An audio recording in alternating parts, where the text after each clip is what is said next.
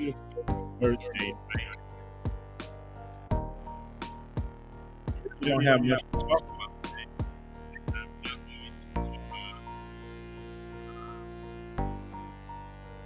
All night.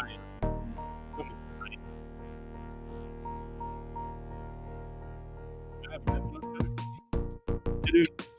Yeah, thought it was great. I may walk here, you know, that probably all night long.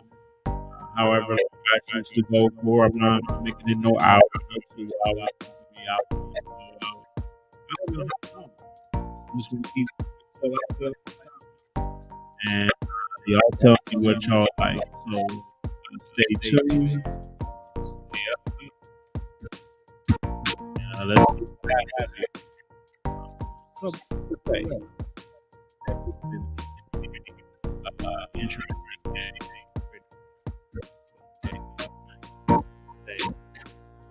Just hanging out. Had a long day at work. 9 to 5. This is never done. Yes, oh Lord. You know, get ready for the big 4-0 and just talk about absolutely nothing right now. So I don't have no exciting story. I thought I would just, do it this way. So what I'm gonna do is I'm gonna search for some videos. I see something that I like, I'm gonna play it. We're gonna watch together. I'm gonna react. One, I ain't trying to get copyright right, so I'm gonna have to every now and again stop videos and stuff. And yeah, that's that. So if you want somebody that's gonna stare weirdly into the camera, I'm not that guy. I'm gonna be staring weirdly into the camera, trying to have a conversation with a camera. That just feels weird. It doesn't feel natural. I hate that. So I may look off to the side. I may look into the camera every now and again. I always was taught that you ain't gotta look at stuff like this all the time. So by the way, look how robotronic I can be. Look at me, robotronic. Doing all this stuff to the camera, trying to bounce my way into your life. Gotta act like I'm doing something that I'm not really doing. My camera's all the way up here. I ain't got time for all that, man. So anyway, let's get into video reactions and turn down this put the delay up just a little bit. Y'all tell me if my voice is too booming. If it's too booming, say what's up. By the way, if you're watching Juniper Church or if you're watching on the Big Asuchita, it really don't matter. I'm going to post on both sides tonight. Some of this might have some cussing in it, but we gonna get into different topics. It ain't gonna be just one type of video. We're gonna watch a whole bunch of stuff. We even gonna watch just because I don't talk about one thing. Do you talk about one thing in your day? So why y'all trying to make me talk about one thing? I don't want to talk about as many things as I like. If you don't like it, well, go to another channel, right? So yeah. We also get into the conversation about the high running and high value. That's going to come up. We're going to talk about that at some point. We're going to talk about everything. You know what I'm saying? We just going to chop it up tonight here at the Big Ox. Ooh, cheer. Oh yeah, and if any videos have music in it, ciao.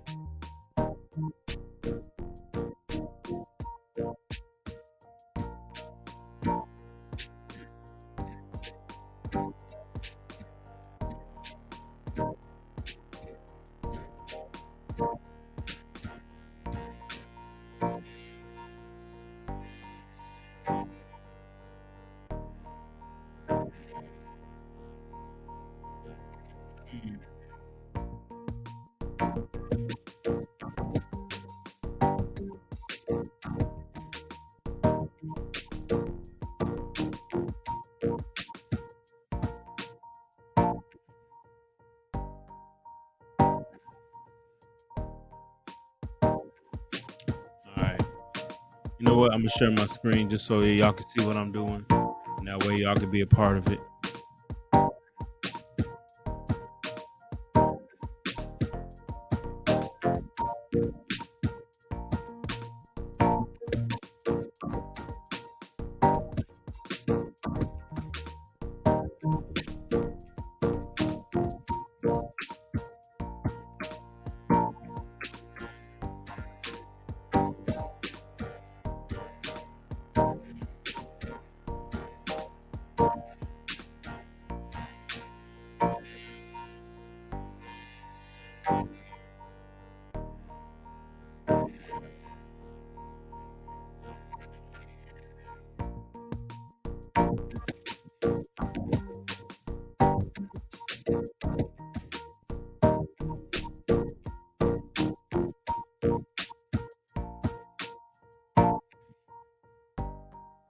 There we go.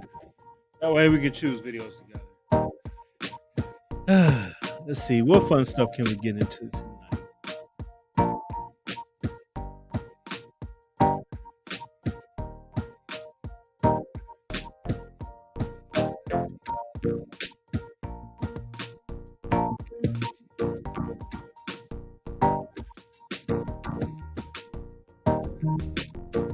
Interesting title, so we're gonna go with it.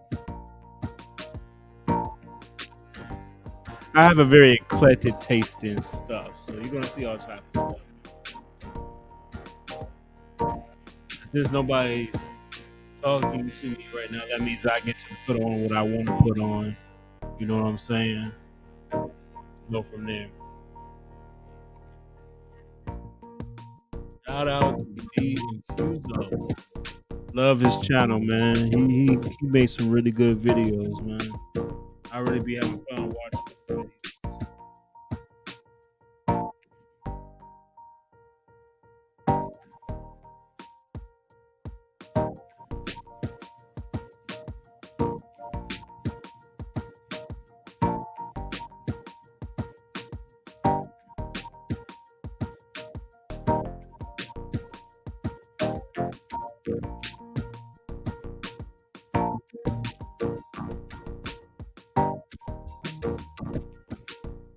No, I agree with that.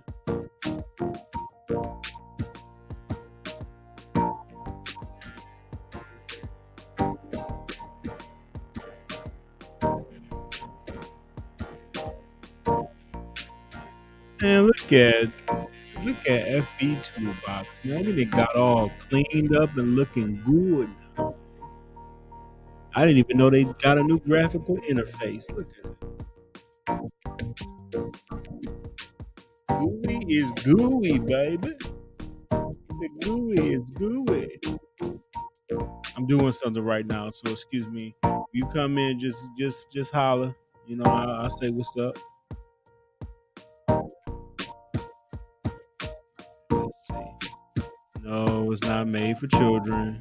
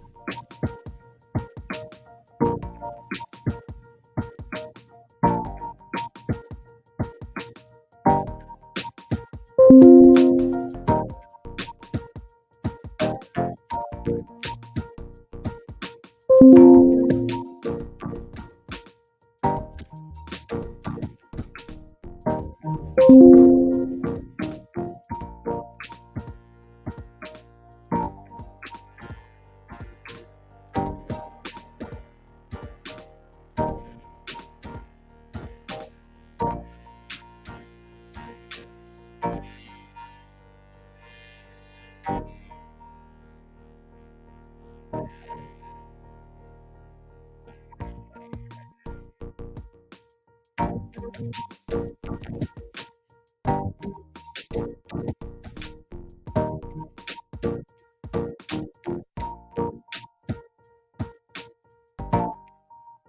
we just hanging out today, yo. We are just hanging out.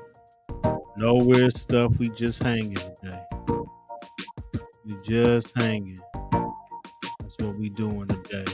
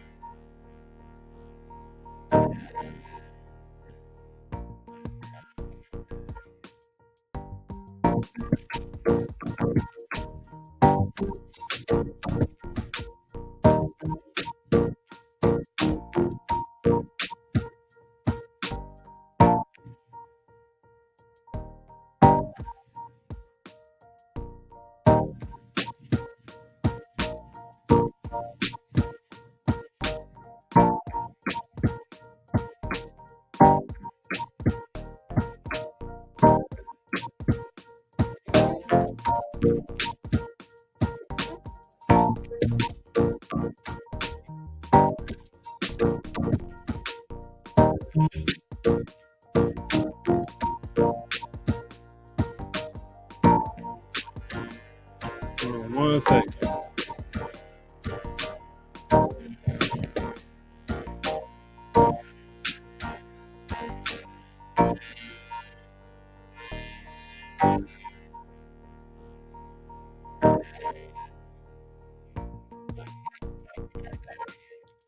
All right, y'all. Here we go. Let's more.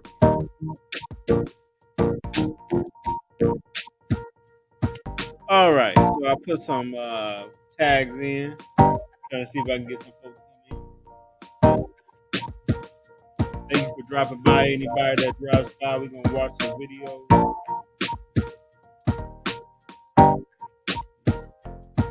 No music videos because you know that get you flagged. That get you out of here real quick. No cussing people, ladies and gentlemen. If you can, keep the comments clean because it's going on both channels. So please keep it clean. I'll try to do the same. The videos can have some bad words in it, but we ain't gonna do nothing about that. So how about this? I was thinking about watching someone like Pete Kendra G or something like that. You know what? Let's do a Kendra G. Kendra G. Stuff on Kendra. Do something like that. I'm not gonna take anybody's dick, by the way. It's what you like to do. I like her channel. I just every now and again just gonna watch her video and see what's up, and then I'm gonna like react to it. And I ain't even gonna flag it because I don't want her to like flag me. You know what I'm saying? But we're gonna watch her video and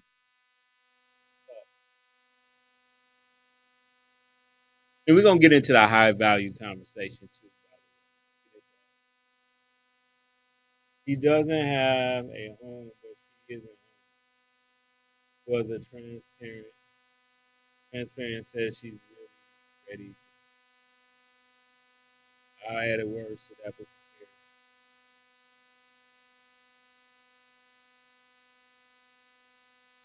Hello? Hello? Hello? We can't see you. Hello? Kendra, finally. Are you ready? Are you kidding me? I've been ready I for can't hear you. her screen messing up so much it made me think my screen was messing up. I thought I was having IT issues. Why are people ready when they come on this show, man? Like, why do people do that? They be acting like they didn't click the button. Like they had no idea that the button might be clicked for them. Like be you ever so ready and prepared, ladies and gentlemen. Why are y'all always like this? Every single time it's, oh my God, I can't believe she picked me. Why? Like, dog, you click the button. Sooner or later, you might get picked. So you gotta be ready. I don't know. That's just funny.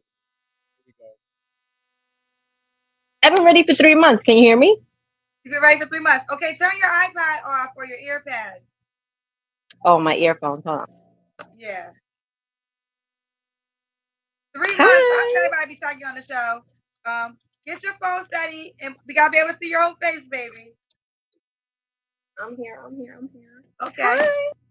No, she ain't an ugly lady, man. She's kind of pretty. I mean, hold on. Let's get a better look at her. Hold on. There we go. Yeah, pretty girl. She's not ugly at all. She's a nice looking young lady. I don't know what's her problem or if I want to hear it all the way out. But if you just go on looks, she's a very nice looking lady. Like her smile, very pretty. Hi. I actually met her in person. My wig stylist. She's related to my wig stylist. No, I'm not. Wait. You got the wrong person. I do. I'm sorry. I thought I met you at Ayla's house. No. No, honey. Oh, okay. I've Well, slid into we're your meeting. DMs before, but I haven't met you in person. Oh, okay. Look. It's all good. Well, now we're meeting via Instagram for the first. I'm experiencing interruptions, of course. And I'm on Wired, people. Why is this happening? I'm on Wired. Too many things open. Let me close out some things in the background, y'all. Sorry about that. Let me close out some stuff. Close down some windows. I think I might be still trying to download stuff. So hopefully that didn't stay. First time. I'm about to give you a whole intro. I thought you was I got my wig done last week and my wig stylist, I go to my wig stylist's house and her cousin was there. She was begging me to come on the show and you look like her. So for some reason I thought you were her, but it's all good. It's all good. All right, let's do it. Right. You say but y'all get a show for 3 months? Child, let's get into it. What's your name, baby? Yasmin Teresa, but I go by Yaz or Why the G. So okay, Yaz. I'm gonna call you Yaz. Why the G or Yaz? Mm-hmm. I'm gonna call you Yaz. Yeah. Okay. Where you calling us from? I am visiting New York right now, so I'm currently in Brooklyn. Oh, but where do you live? I live in my body right now. I'm traveling. You don't have a home? No. Are you homeless? No. I'm not homeless. I'm actually transitioning into a new home. So I'm visiting my parents. Oh, your phone went out. My parents. I'm visiting my parents for the summer because they haven't seen my son, which is their grandson, in 2 years. So I'm just like, I'm gonna let y'all have the summer with him. So until I move to my next destination. So take advantage of that. How old are you? I am 30 years old. 30 years old. You mentioned your son. How old is your son? Okay, I don't mean to be rude, but she sound like she capping a little bit. She sound a little homeless. I understand how hard that can be. I'm not making fun of it. Not fun to be homeless. I've been homeless before. Not a fun thing to be, but let's not cap. She sounds a little homeless to me. I may be wrong, but you can leave a comment and tell me what you think. But she sounds homeless to me. Let's keep watching. My son is 2 and about to be 2.5. Okay. So where do you get mail? My P.O. box in my old location. So is it fair to say you live with your parents right now? I would say for the summer I'm staying with them, yeah. And then when the summer's over, where are you gonna live? Actually going back to the South. So the DMV area. What do you do for a living, Yaz? I'm actually an intuitive birth worker trainer. So I teach online. I have my own business and I'm an author. You're an author. Okay, so she's the online teacher, which is not a bad job. For those who don't know, there are people who do online teaching where they may teach ESL or they may teach a subject, or they're subject matter experts who teach in different fields, who do different things like that. That is not absolutely wrong. However, I'm going to tell you, whenever I start hearing multiple streams of income like that, sounds a little sketch. I may be wrong. Hopefully, she does have a place because she has a child. So hopefully, she's not displacing her child, and she can be honest with herself and spend this time building herself up if she needs to. Um, but it sounds like she doesn't have a place to be, and she's getting her mail at a PO box. If you don't know what it's like to be homeless when you're homeless, the best place for you to get it, to get your mail is a PO box. It's a cheap way to do it. It's like $10, sometimes a month, sometimes it's like $100 a year. You pay one time, sometimes 120, 190, depending on where you're at, and basically you have a PO box you can use and gather your mail from. Um, Sounds like she's between jobs, you know, and she's trying to date right now. That's pretty interesting. Keep going. Sir, and you're an intuitive what? An intuitive birth worker trainer. I teach women how to support women when they're giving birth and holistic health and that sort of stuff. Okay. Why are you not with you have a 2.5-year-old son, right? Yes. Why are you not with the dad? So I was never really with him. He was somebody from my past that I dated in my early 20s. And after a really hard 2-year relationship that I thought was going to end up in marriage, I actually had the hot girl summer fever. And this guy was pursuing me for 5 years. Again, the guy from my past that I just went out with him a few times. I used to work with him. So he pursued me right after my breakup. And a guy's never flown me out. And this is a testimony for all the women. Never do shit when you heartbroken. Okay. First, whew, she's a lot. So I'm hearing a lot of irresponsibility in this video so far. I'm trying to give her a chance because you just never know where someone is in their situation. You don't know how someone might feel, and you don't want to be that person that's like ragging on somebody's life, you know, when they're having a hard time.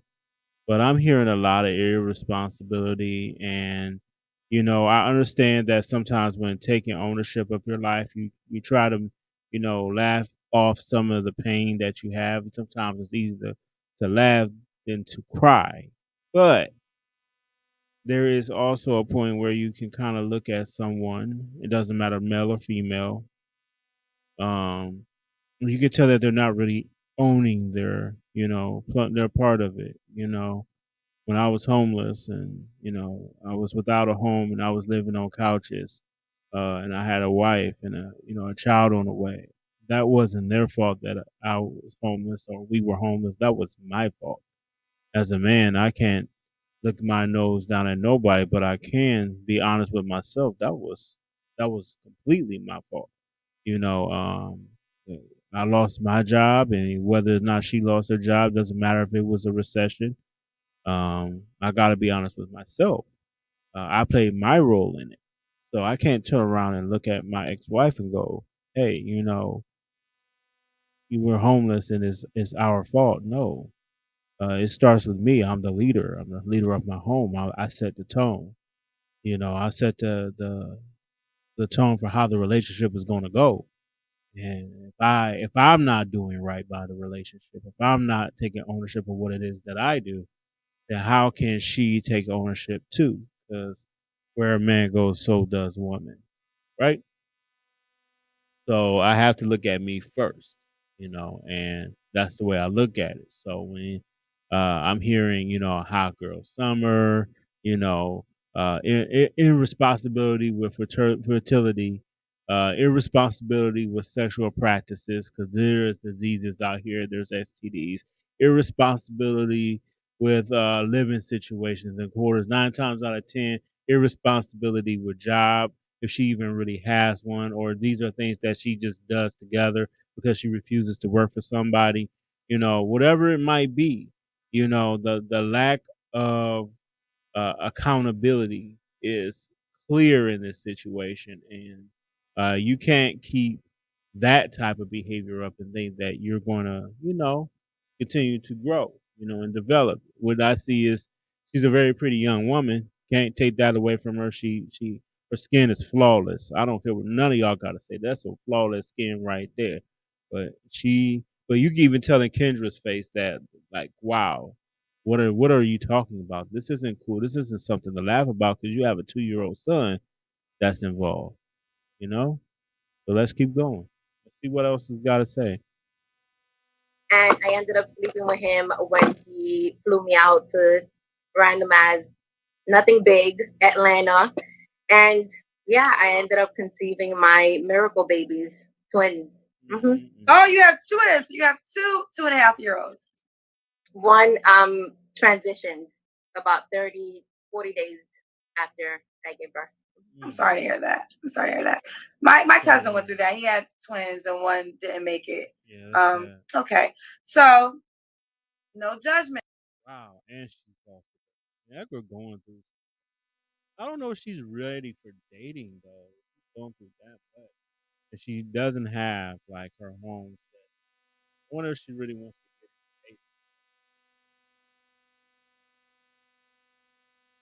dating. Jazz. But when you went out there with that guy, you didn't want to use a condom? So honestly, it was like such an instantaneously like thing. Like I've never had a one night stand with a guy, and to me, I was like, "What the hell?" But I didn't think I was ovulating. He was gonna pull out, and I promise you, when you're heartbroken, you just like, and we wasn't even drunk, Kendra. Okay, let's not use heartbreak as a methodology for why you do wrong. Okay, see, this is why we cannot. This is what I mean by accountability. See, now that's frustrating. You're using, yeah, I'm going to judge a little bit. You're using, you know, you're using heartbreak as she's not heartbroken, first off. I don't get that from her at all. Oh, I was just heartbroken. And because I was heartbroken, I went ahead and just, didn't care about my sexuality. I just did whatever I wanted to do, and I let them just go off in me with no condom on. Yeah, I didn't care about STDs or anything like that. I was just heartbroken, and I just did what I did. That's a poor excuse for why you did it, and that's not me judging her as in like judging her as no. I guess I am because like this is the type of behavior that can cause diseases. Like she was so blessed. You don't know how blessed you are to not get an STD through these type of methodologies. You know what I'm saying? By just being promiscuous and having these hot girl summers and hot boy summers, whatever it is, man. Like you can have your thigh meat out all you want. You can have all the fun you want, but then look up and forget being pregnant. You could catch AIDS. You could catch HIV. You could catch, some trichinosis. You can catch a hepatitis like a B or a C, or yeah. Now there's a cure for C, but there wasn't always a cure. And anyway, why would you want to have to take all that medicine and get yourself there? You would have to live your life on PrEP if you have HIV. If you can get to that point, if they catch it in time. If they don't catch it in time, you have like full blown, AIDS Like, who knows what can happen to you after that? You know, there was a video circulating with a young woman who is like skin and bones because she has, you know, she has it, and they thought it was cancer. Come to find out, it was what it was. It was full blown AIDS, and that's sad, and that could happen to anybody. That's why we have to still be proactive. We still have to be. This is why when you are in your toughest moments, you should draw away from sex. You should first off, you shouldn't fornicate to begin with. Let's just start there. Even if you did, let's say you did, and you're living that lifestyle. And this is not me judging you from the respect of you are a terrible person. This is me judging you from the respect of you're not being proactive. Like, you're not being responsible. It's irresponsible to yourself. Forget just the others, but to yourself, to let somebody go off in you that you don't even know or never even met before in your life. And then you just go, oh, well, it's okay. No problem. We did it. No problem. Right? No, you don't want to be that way. You want to have some type of like, yo, I can't be living like that. You have to draw away from it. When your heart breaks, you should draw away from relationships. You should draw away from sex just so you can do something like, I don't know, heal. Let's keep watching. But like, he wasn't even drunk or nothing. But I was just like, girls never do this, never do that. Yeah, girl, I did the and the gave me my miracle babies that I've been manifesting apparently my whole life. Okay. First off, okay. If I get one more look, okay.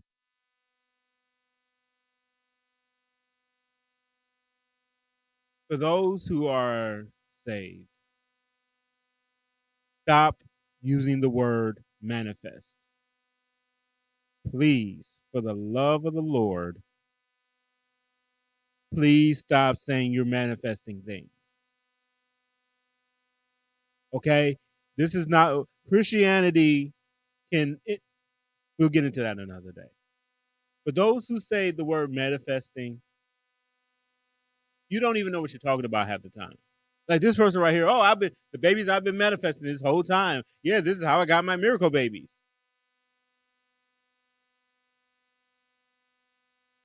Hey, let's see what Kendra got to say about it, because I know what I want to say. I haven't found all the words, but man, don't bring God into your irresponsibility, please. So do y'all co-parent well at least? No, he's not in our lives at all because he actually put us in danger. Once the children were born, the story goes deep. Go to my website to read the whole story because I'm very blunt about my experience. I know it teaches people, but especially because it's what I do. But no, we don't communicate at all. He kind of set himself up in a situation where he put us in danger, and I had to really, separate myself from the equation. And that's where it's at right now. Okay, so yes, 32 and a half. No, 30. I'm 30. 30. You're in Brooklyn? Yeah. Okay, so let's start here. Let's go back to the whole conversation of high value people. People who have high value aren't people who are sitting around just giving out themselves willy-nilly. Okay? High value people are people who have valuable in multiple places other than their income. See, I noticed that women like her, first thing they start off with is, I have multiple streams of income. Well, that's cool, but does that make you high value? Absolutely not. Having integrity, that makes you high value. Being proactive, that makes you high value. Not giving yourself away to someone you don't know, that makes you have high value. Having a standard of truth and morality makes you high value. This person clearly.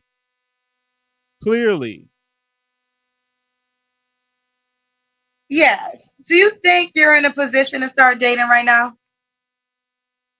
One thing I know for sure is that I'm finally open to receiving the love that I never knew I deserved. So Okay. What does that even mean? I'm open to knowing the love that I never knew I deserved. I never knew I deserved. Okay. This is what I mean by the 7 types of places of value. Okay, we're going to talk about that in a minute. The 7 types of value: mentally, emotionally, ethically, morally, financially, spiritually, physically. Without these 7 places, you can't have high value. Okay? You're mentally not stable, if you're emotionally not stable, if you're ethically not stable, doesn't matter whether you're male or female. Morally, if your morals are subjective, you don't have an objective morality. That means you don't draw from something to give you morality. Some it could be from God, it could be from philosophy. Naturalism, spiritualism doesn't always give you that. So, a theistic point of view, some type of standard that's above yourself that says these are the laws, this is the truth, this is how I should live. If you don't have that, an objective morality and you're living subjectively, that means it varies based upon the situation, and morals can go right out the window. See, this is one of those people who are showing us a person who is not typically valuable to someone right now. This doesn't mean that she can never become valuable. But right now, in this moment, as she sits here right now on Kendra G, she has very little value to a man or to herself. She needs to take some time, make sure that she has herself together, make sure she's, living good, make sure she's eating good, make sure she has herself kind of played, put together a little bit better, and let things kind of just like work out, before she goes and, starts getting into a long term relationship. You know, Instead of dragging her kid through a long term relationship, because she's already made bad relationship decisions to get the kid, right? She's already made bad decisions while, that landed her homeless and back on her mother's couch, because anything can happen to anybody. First of all, let's start here. I don't care who you are. I don't care how much money you think you make.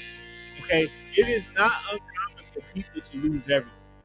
Okay, I've seen people make a lot of money. I've seen people make a little money, and I've seen everything in between. And I can tell you, it doesn't matter who you are. There are fortunate. There was a man about 10 years ago. I was sitting down at downtown in my city, and I went to. Uh, I was coming back from an interview for some interview for this contract, and walked into the area, and I stood there for a second, and I was talking, and he was sitting there. He was like, "Young man, do you have a dollar I can borrow?" And it just so happened that I had a dollar on me. I said, "Sure, here you go, sir." He was like, "Ah, thank you, thank you." He said, "Well, let's go over here, give me some bologna and give me some cheese, and yeah, you take care of that." And then he started talking about money. He started talking about money, the way money is supposed to be. And I asked him, I said, "Sir, you supposed to know a lot about money." He said, "Well, I was an accountant for uh, 16 years." And he said, I spent the better parts of my life doing accounting and doing law.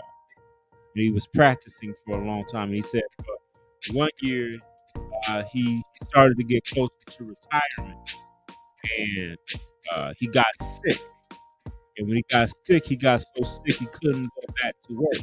And by the time he got himself strong enough to go back to work, my man said that no one would take him back. No one would allow him to work. and he ultimately never got the pension. He ultimately never got the job that he was working so hard to get. And I give this conversation because for those who may have your nose stuck up and think that bad can happen to you, that you can't lose it all, that you can't find yourself in this place because you think you're so proactive and you think you're so good and you think you're too good. Let me tell you, I don't care how good you think you are, the rug can get pulled from under anybody. The bottom can fall out on anybody. I had times where I've had it all, and I've noticed times when I've lost it all. And in both situations, I can only contribute back to one person, and that was me. And there were times where I didn't do anything but just exist. And I thought that and I looked like the moment on good because I was trying so hard and it didn't matter at all, and I lost it all. Again, who can I blame but myself? No one. So I can say, hey, now don't get me wrong. I had a job one time where I went to work every day on time, walked in happy, had a good personality, loved everybody there in the office, treated everybody really nice, got to work done whenever they asked me to. Yeah, I may have dropped the ball here and there, not too much because I'm human like everybody, but it was never an everyday thing. It was every now and again thing, right? And I remember this job. I walked out on Friday. I came back from the holiday on Tuesday, and they had all of my stuff in a bag. And they told me the day is over, the contract is over, and you got to go. They ain't gonna allow us back on premises. Everybody that was standing there, 45 people lost their job at the same time. Is that something that I did wrong? No. Had anything to do with me? No. Stuff like that happens. So I looked up and, had to keep going. Had to keep you going, keep hustling, keep trying to find jobs, trying to find something to do to keep that money flowing. And then finally I started seeing upward mobility and I started seeing how to, maximize my time in a certain contract and knowing when to hold, when to walk away, when to run. I've had a lot of times where I didn't because the Lord has always kept me. So I've always come to the conclusion that you can't turn your nose up at somebody. You don't know what tomorrow will bring. You don't know what storms will come. And I don't care how prepared you might be for storms. There's some storms you just can't prepare for. So when that day comes, make sure that you stick with somebody and you love them. Y'all love on each other and y'all unite each other. Y'all work with each other. Have each other's back in those hard times. 'Cause hard times don't mean 3 months. Hard times might be a year. I don't like that. I'm gonna say it again. Hard times may not be 3 months. Hard times might be a year. Can you love me if that hard time come for a year? Can you love me when a hard time may come for 6 months? How about 2 years? Can you love me through my hardest time? Can you love me through my depression? Can you love me while I just don't look so good? Can you love me when things aren't so good? Those are the questions. That's why I said ethically, morally, spiritually, physically, emotionally, mentally. Those are the things that you have to call yourself high value. Because I can tell you, without one or the other, if something is lacking, brothers and sisters, it will not work. It can't, right? Let's go.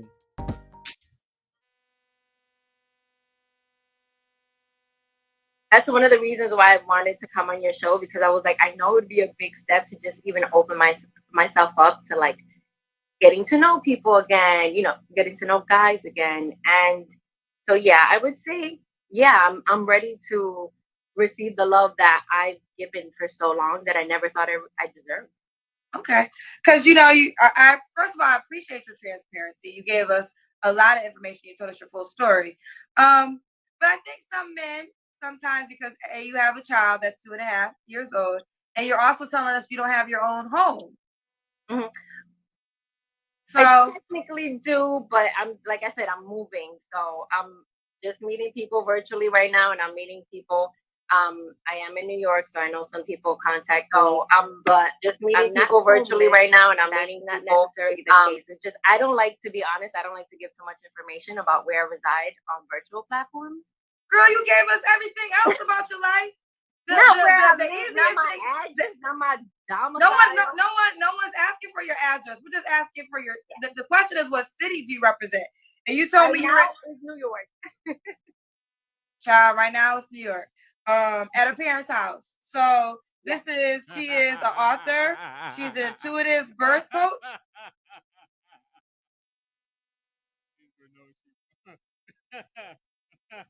Oh shoot! Oh, hey, that wasn't nice. Like at your parents. Look, she took that mean subtle jab, baby. No, that was me. I don't mean to laugh. I'm so wrong for laughing. I'm so sorry. But man, she took that subtle jab. She gave that to her. Hey, you want a jab? Here you go. That's funny. Man. He said at your parents' house. Birth worker trainer. Birth worker trainer. When is your birthday or zodiac sign? What is a birth worker trainer? Can somebody tell me what a birth worker? I've never. That sounds made up. That sounds made up. I'm sorry. I might be. That sounds made up.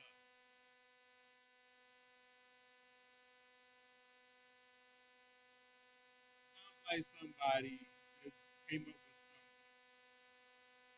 with something. Came up with a title for themselves so that way they can sound like they're doing birth person trainer. Like that doesn't even sound like a real role. She would have said I'm a midwife trainer. Okay. But a birth person trainer? Like what in the world is that? You know what? From now on, I am going to be a leaf crush trainer. Leaf crushing trainer. There we go. I'm going to train everybody on how to crush a leaf. That's my new job title. Leaf crushing trainer. They were taking that by storm. Who wants in?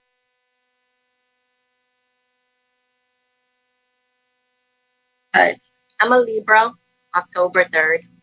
A Libra. Yes. Wow, I just realized that she's been this girl has so much going on that Kendra just got to her birthday. Kendra always goes to the birthday first. It's like the first or second thing she asks for. This young lady got so much going on. That man, don't worry, there's another one for a guy, so I'm gonna watch that one next. But man, this is crazy. And then I'm going to watch I want to Colin Kaepernick and modern women get triggered. So we're gonna watch a couple videos. Okay, so we'll see. Here we go. What kind of man are you looking for? I'm looking for somebody who's honest, as you can see. I'm honest. Somebody who's enterprising, somebody who's done or is doing their healing work. That's very important for me, for somebody who's really honest about my own experience and transmuting any negative energy into fulfilling my purpose. So somebody who's not a liar, who doesn't smoke, who doesn't drink, who's not preferably, has to be plant-based, because I've been plant-based for about 8-9 years now. Somebody who loves children, who loves nature, somebody who has a spiritual belief system. Not plant-based, so you only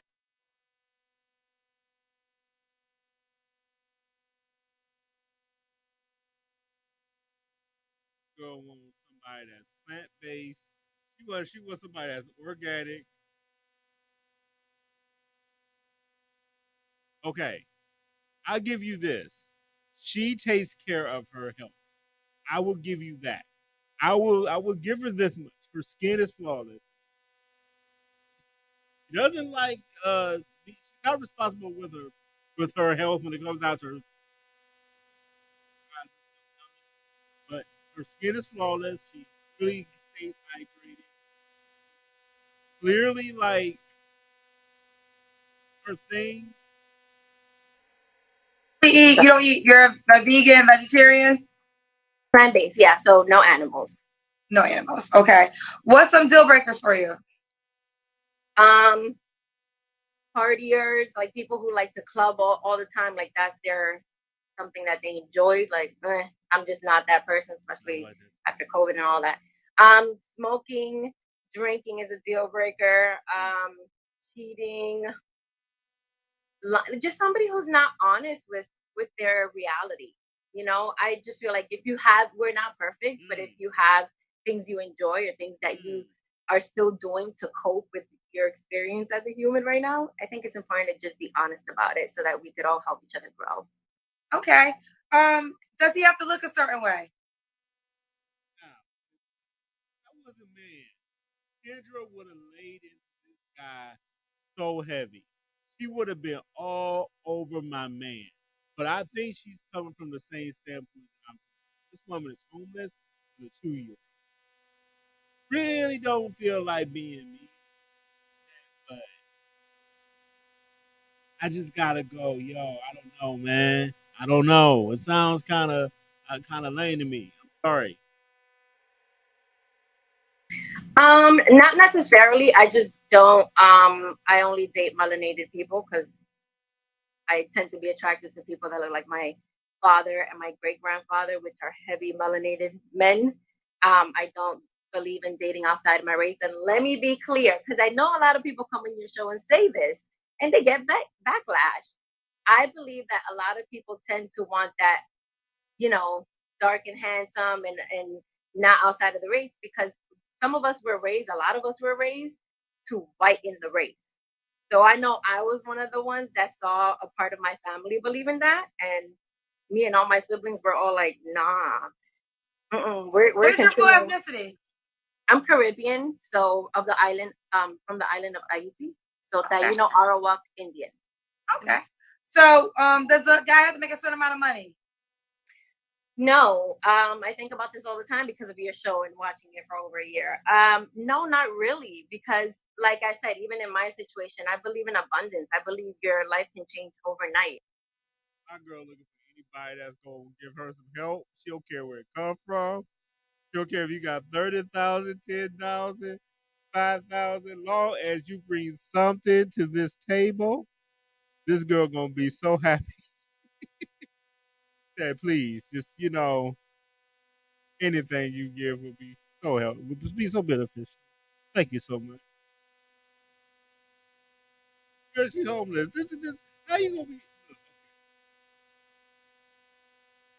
Almost yeah, she ain't helping me. It's really about how you're looking at life in the moment you're in. So no, as long as you're enterprising, you're getting things done, you're fulfilling your mission here on earth. Let me say this, Kendra, if you have resources and relationships. All these dudes out here, all these out here, there should be no bad relationships in the black community. Zero, zilch. Okay? There shouldn't be any bad relationships in that community. All of these gurus at relationships. Oh my gosh, all these metaphysic gurus. Okay? Somebody must be saying something wrong. Okay? Let me tell you something. I don't care how much you like to say you hate Christianity. I don't care how many shots you guys take at the church. It is a reason why when the church is the church, not this whatever this progressive church is, but when the church is the church, when it's really the church and we're teaching the truth, the way of Christ, notice what happens. People become more stable. They do stability. This young lady is crying for stability when in actually she's thirsting for stability. When in actuality, she can't find stability because she doesn't have truth in her own life. How can you live truthfully if you have no truth in your life? She's trying to find it anywhere she can get. She's trying to find help anywhere she can get it from. But really, it's internal. It's the heart that's not being fixed, right? It's the heart that's not being fixed. You know, when your heart is separate and it's called double mindedness. When you don't have a lot, if you can't, she's talking double minded. One minute she hot girl summer, and then the next minute she's talking about metaphysics.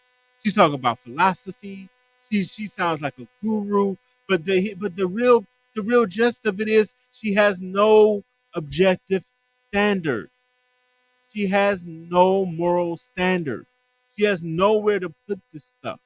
She wants all of the things that come with God without God. She wants all of the things that comes with having a good spiritual compass without having the thing that causes the spiritual compass. We've asked Christianity to go away. We've asked preachers to go away. We've asked the church to go away.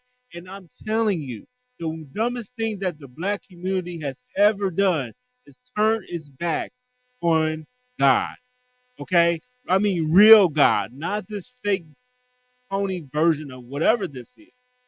But the real truth of the gospel, like knowing the way, the truth, and the light, knowing that no one comes from the to the Father except by Christ, to knowing that Christ is the truth, and apart from Him, you can do nothing.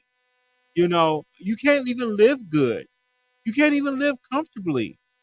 Like literally, like I could laugh at this all day, sure, but as a preacher, our heart literally goes out to this person because, like, she literally is like dying of thirst. I hate to use the Kendrick Lamar line, but that's what she's doing. She's dying of thirst. She doesn't have the structure to frame what it is that she has. She has truth in her life.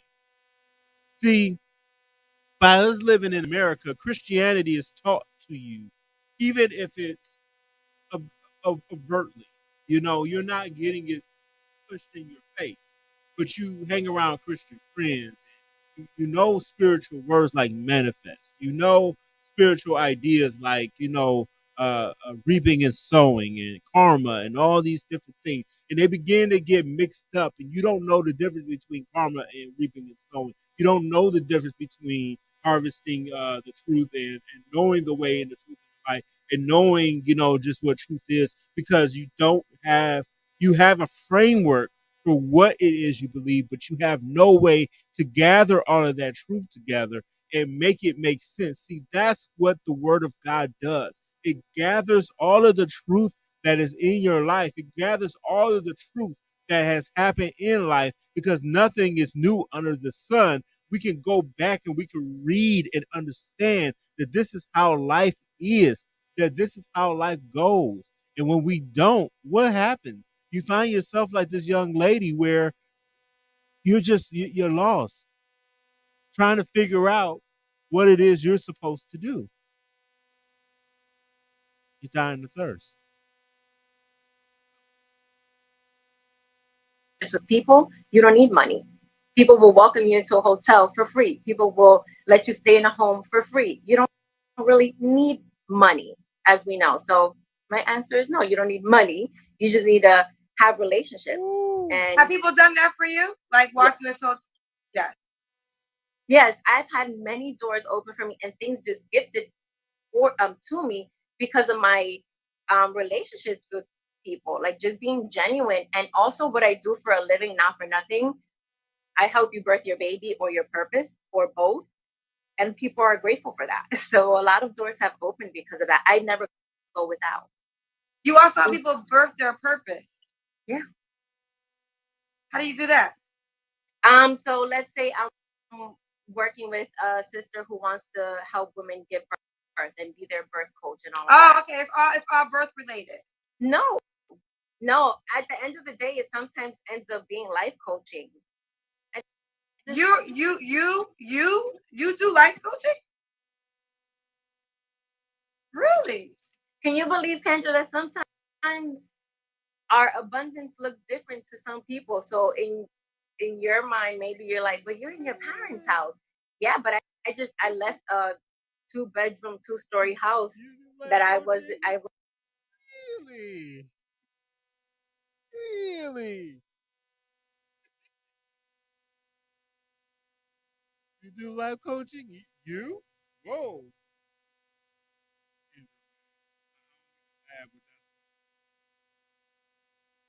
was no I grew out of. I also buried my daughter in that house. So I had to leave that place to get to the next place. And to some people that might look like, damn, you homeless, sis. No, I'm transitioning to the best version of my life right now. So yeah, I help people get their life together and inspire them to fulfill their purpose. Even Okay, while I'm doing mine. look, you had, look. Correct me, honey. Get me together. No, All right, let's do it, Yaz. Let's do the. Now, see, if that was a man and he said I was life coaching, and I'm homeless, Kendra would have been all over that guy. That shows you just sometimes Kendra can be. That goes back to my thing. Women know how to stick with women, even when they're completely wrong. That's just how it is. I'm sorry. I know that's not the correct thing to do, but I just see it so much. It's a great example of how some women that no matter how that bad that woman may sound and look, they are not going to call them. And said, hey, you know what? I think you need to get your stuff together before this is log and bean. This is log and bean. Okay? When you don't have yourself together, how are you getting others together? This is what happens when I'll say it for her. This is what Jesus was talking about when he said the blind will lead the blind and they both will fall into a ditch. Okay? If you don't have yourself together, if you don't have a place to lay your head, how are you going to help somebody else get themselves together? If you don't have enough money to feed yourself and your child, that you have to move in with somebody, how are you going to feed? Come on, somebody. And this is, I can admit, there's some times where I get in over my head, as a preacher, and I've had to take steps. I took steps back. I thought I was going to go in one direction, and I didn't. Wait a minute, I'm not even online, am I? I thought I was going to go in one direction. Action is needed. No internet. Looks like my internet is down. Wait a minute. Wait a minute. No, I got internet. Okay. I'm sorry. I'm like, wait a minute. What? Okay.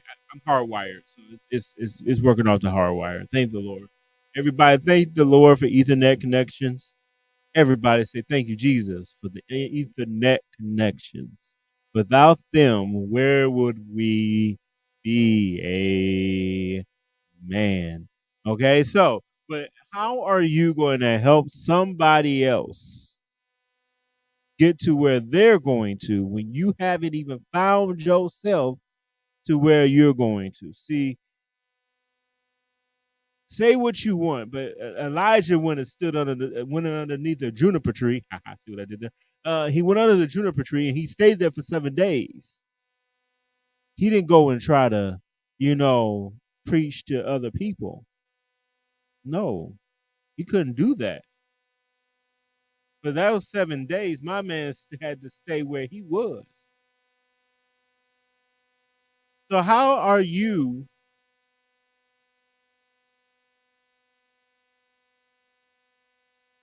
How are you?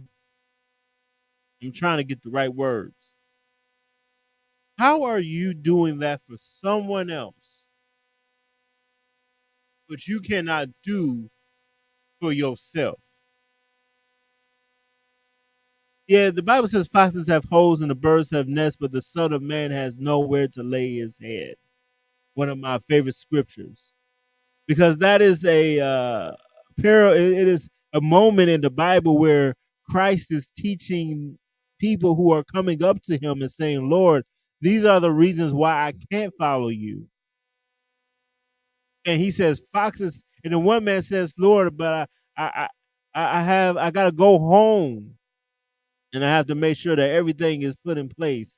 Then I'll come and follow you. And Jesus said, foxes have holes, birds have nests, but the Son of Man has no place to lay his head. And another man said, I need to go and bury my family member. And Jesus said, follow me and let the dead bury the dead. And I'm trying not to preach that. That feels good inside.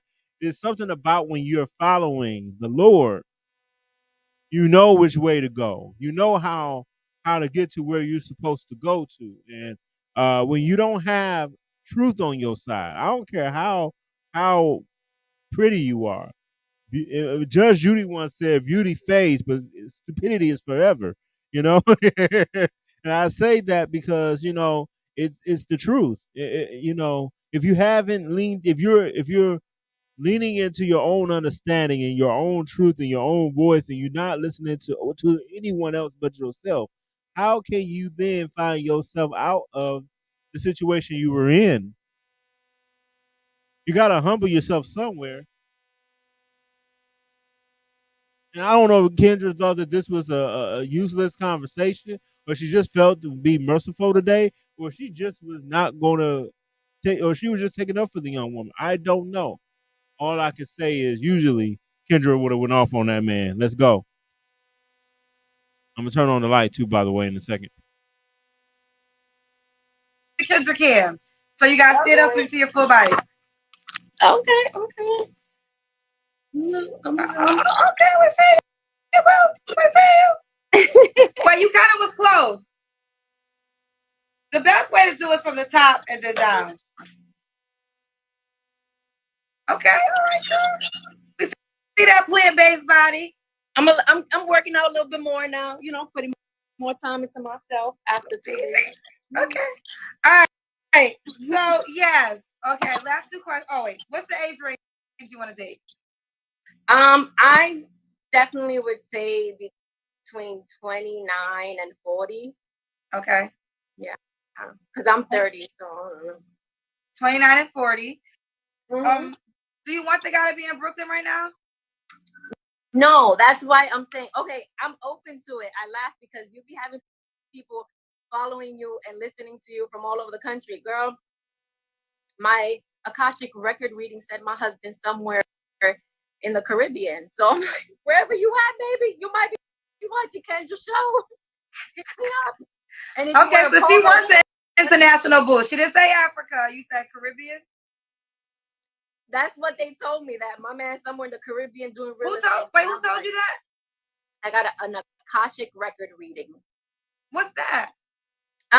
So it's pretty much kind of like an intuitive spiritual reading, utilizing the person who's maybe a medium, and they tap into your ancestral lineage and the destiny of your life. Okay. So to make it brief. Okay. All right, last two questions. First one.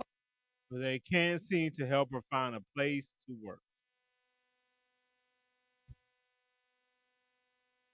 Work while the day is long. Night is coming with no man. Why do you think you're single, yes? I think she's single because she don't have stability. She's unstable. Pretty, she's gorgeous, but she can be as plant based as she likes. Who cares what you eat? Not what goes in your body is what comes out of it. I think I'm single, or I know for sure I'm single. It's because I've closed myself off after that relationship I had right before conceiving my children. I didn't really know what I deserved, and I had settled, or I had gotten with somebody who didn't choose me or wasn't ready to settle down. So I had to really go within and figure out, like, what the hell are you doing wrong? Yeah, I said, you're attracting people who are not where you want to be. Okay. And why would a guy be lucky to be with you? Because I am homeless, so she's willing to do whatever it takes to take care of her. I am very much homeless.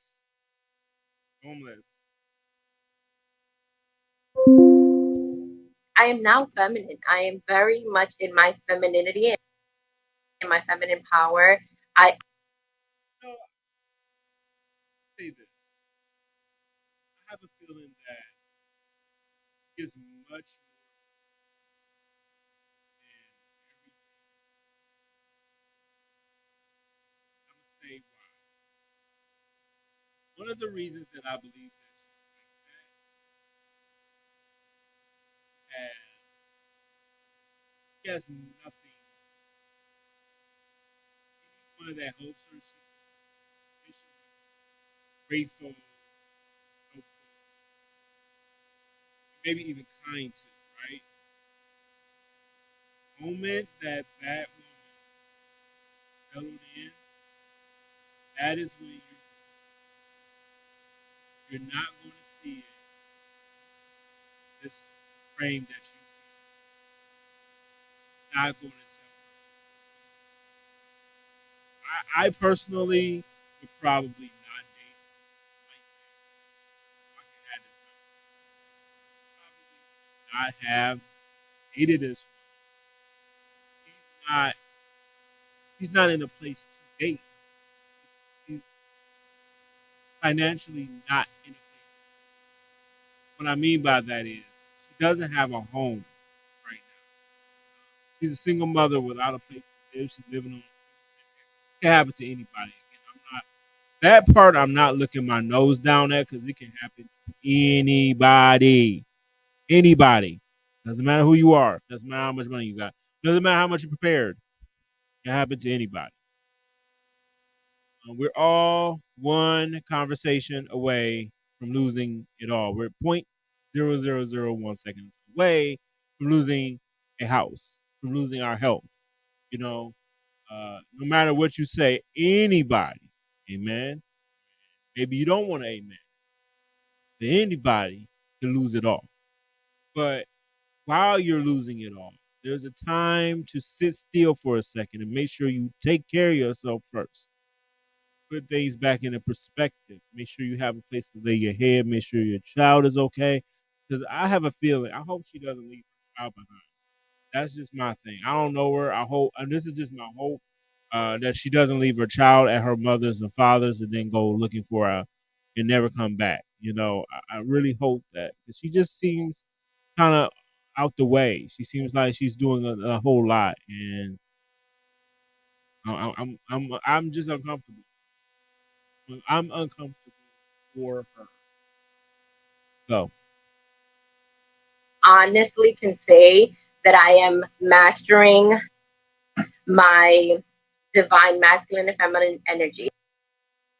I am a mother, a nurturer. I am a wise woman.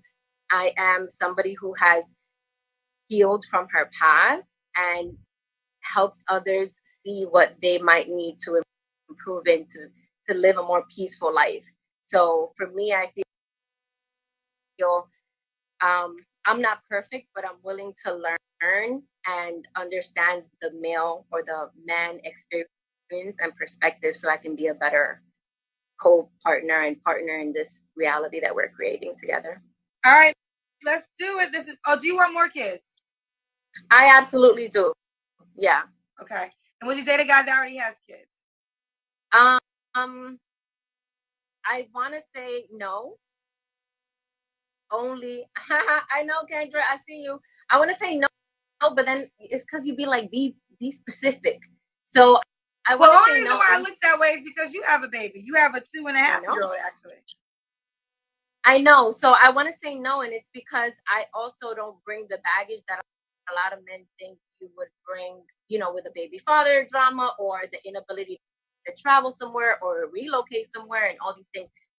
you don't even know where he is, and if he wasn't, he's violent. You, he can't even be around the kid. That is drama within itself. There's okay. The father not being in the kid's life is trauma within itself. People, let's get past this idea that fathers don't, that this child is like, hey, without their father, they're not. There's so many statistics that prove that fathers not being in a home can emotionally, physically, mentally scar the child for life. Okay, we're talking about having identity issues. There have been studies back in the day. I don't know if they're still available, but back in the day, there used to be a time where they used to say that fatherless homes was linked to gender dysphoria. Like the two were just like married to each other. It's like a 300% chance that your child would have gender identity issues, homosexuality, promiscuity, so many different things because they don't have availability to their fathers. I'm not saying that they're without father or with fathers. I didn't say. I'm saying that the likely, the higher numbers of comes from fatherless. Not only that, but they have said that everything how you identify yourself, what roles you choose, what, roles you take on in life, whether or not you'll be in a criminal justice system, fatherless home. Those who have more stable mind, those who are more likely to get educated, come from fatherly homes, ones that have the nuclear family with the mother and the father in the home. And not just the stepfather. A stepfather would be helpful, but the biological father is not in this child's life. That is so much drama.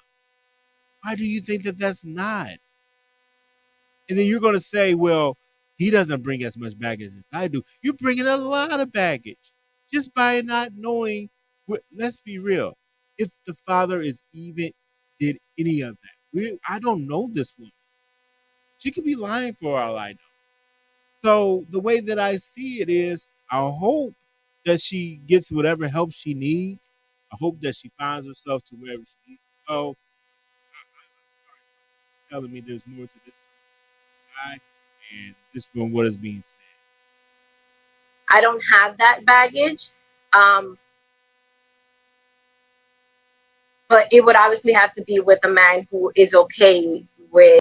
Don't you have a baby daddy that at any point in time could change his mind and want to be involved in your child's life?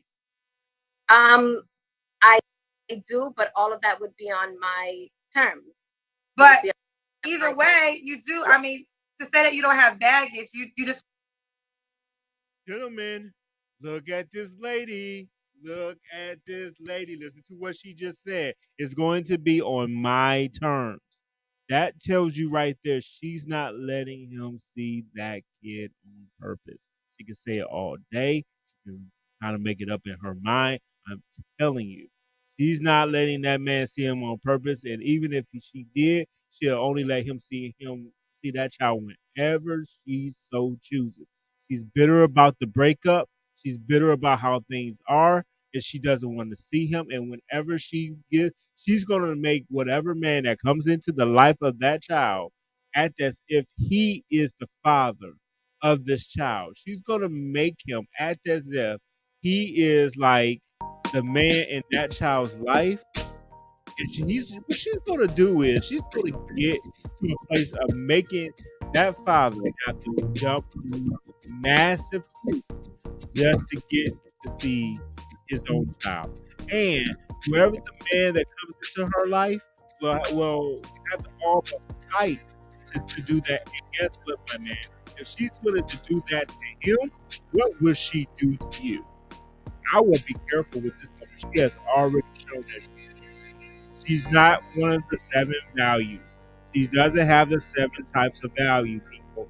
She's not mentally well. She's not emotionally well. She doesn't have good ethics. Her morals are all over the place. Her spirituality is all over the place. And she is physically, literally, physically all over the place. She may look good. Her body may be in the right place, but that is all she has. Okay? Run, run, run.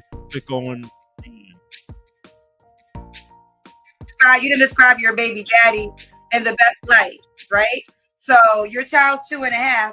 This doesn't mean that one day he might change his mind and want to really be involved. So when men come on my show, this is what they say about they're cautious sometimes with women with children, is because they understand when I sign up with a woman with children, I'm signing up for a relationship with you, the child's, and the child's father. So I can understand you don't want a person with baggage, but there could be baggage with you and your child's father No, eventually. you're absolutely right. No, you're absolutely right. I would say that's my preference, but I'm also not judging. And then what happens if the father decides that he no longer, I mean, what happens if the man decides that he no longer like wants to wait on her? He wants to come get his kid. He wants to fight for his kid. And now he gets full custody of that kid. Let's just say that she's homeless. Let's say he gets full custody. Is she going to make that man fight for that kid? Is she expecting you to fight for that child like it's yours? What if the kid doesn't even like you?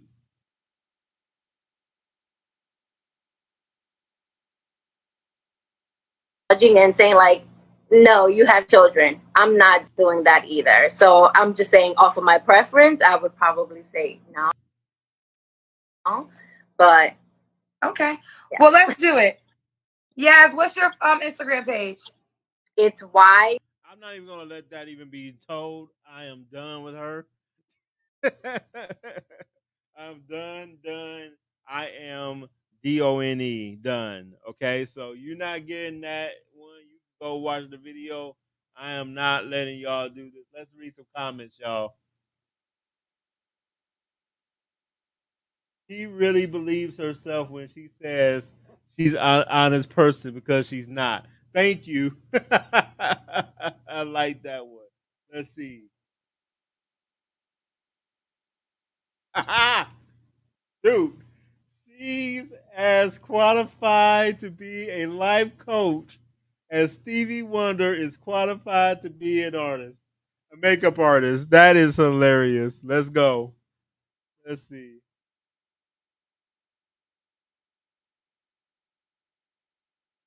It must be nice to be a woman. They can convince themselves of anything. That's funny.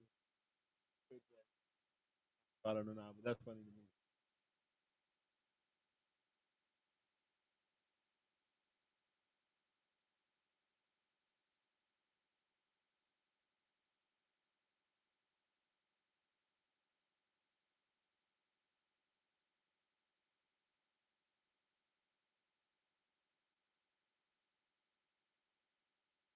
Now,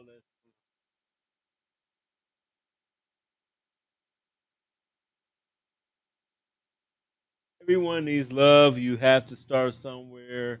At least she's working on, and she had custody of her child. Have a sense of humor and like a Lord. No, that sounds enabling. Let's not enable people. That young lady has a lot of things she needs to work on, and we're going to pray for her. We're going to keep her in prayer while she works on it. Right, right. Okay. So last one. Then I'm gonna go turn on my lights, and I'll be right back. Got pregnant from a one night stand, kept a baby, and now a single mom, unemployed and living with her mom. Do not want man with a child because she doesn't want baggage. Believe the guy. Leaves the guy who meant to be her husband is in the Caribbean. A job and a home should be her first priority. Now, thank you, Flawless View. I'm about ready to give you my subscription. Flawless View. In fact, you know what? Off of that, I might subscribe to your channel later. Flawless Views. Thank you. That is exactly what I'm saying. You can't tell me that this person is going to talk about like having a like husband from a person that looked in further into their destiny. See, it be people like that. First off, that's false doctrine, just looking into your destiny and all that stuff. That false teaching is what gets people like hooked into to stuff that they don't need to be hooked into, right? It keeps them sat down in places they don't need to be sat down in. I pray that she come up out of that and that she start making good.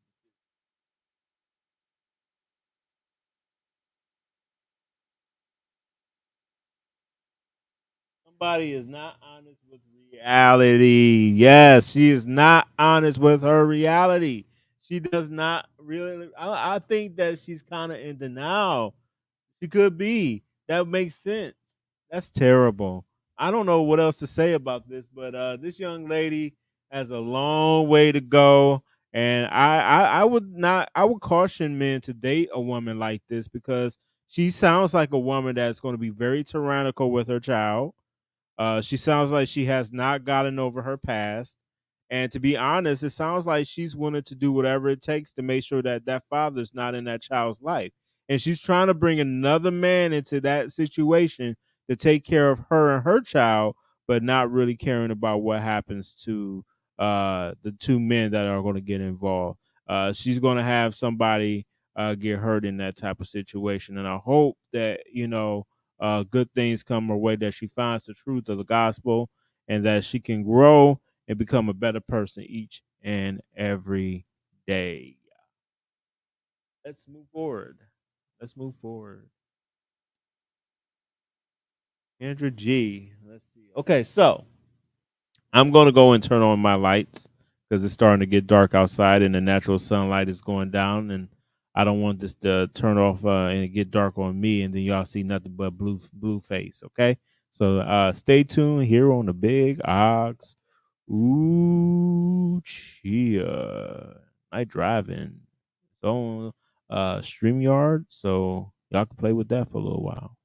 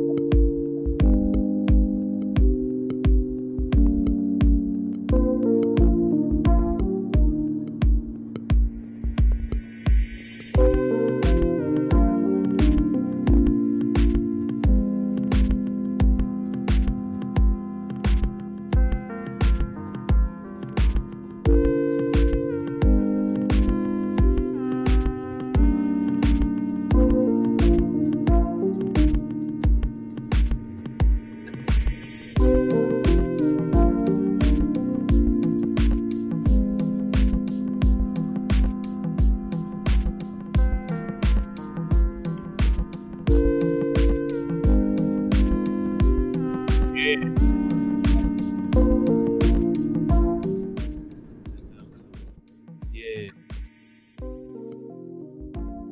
I like that. That's smoke. I love smoke stuff.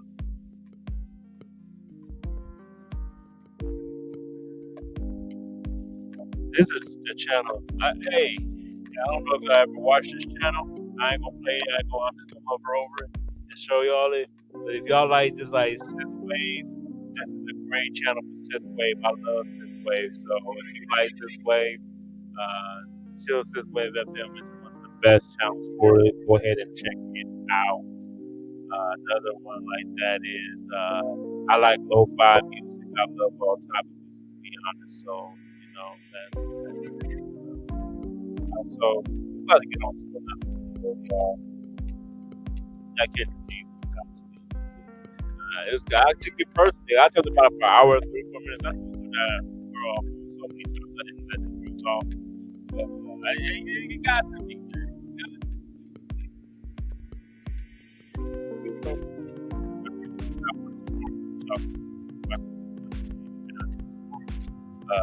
I got this stuff. I got it. My boy. Get back in. Colin Kaepernick, he worked out a few weeks ago with the Raiders. But I always wanted to know, especially from your opinion, do you feel like the league at the time when this all happened, do you feel like I don't want to say the players, but like, do you feel like overall Colin Kaepernick, he worked out.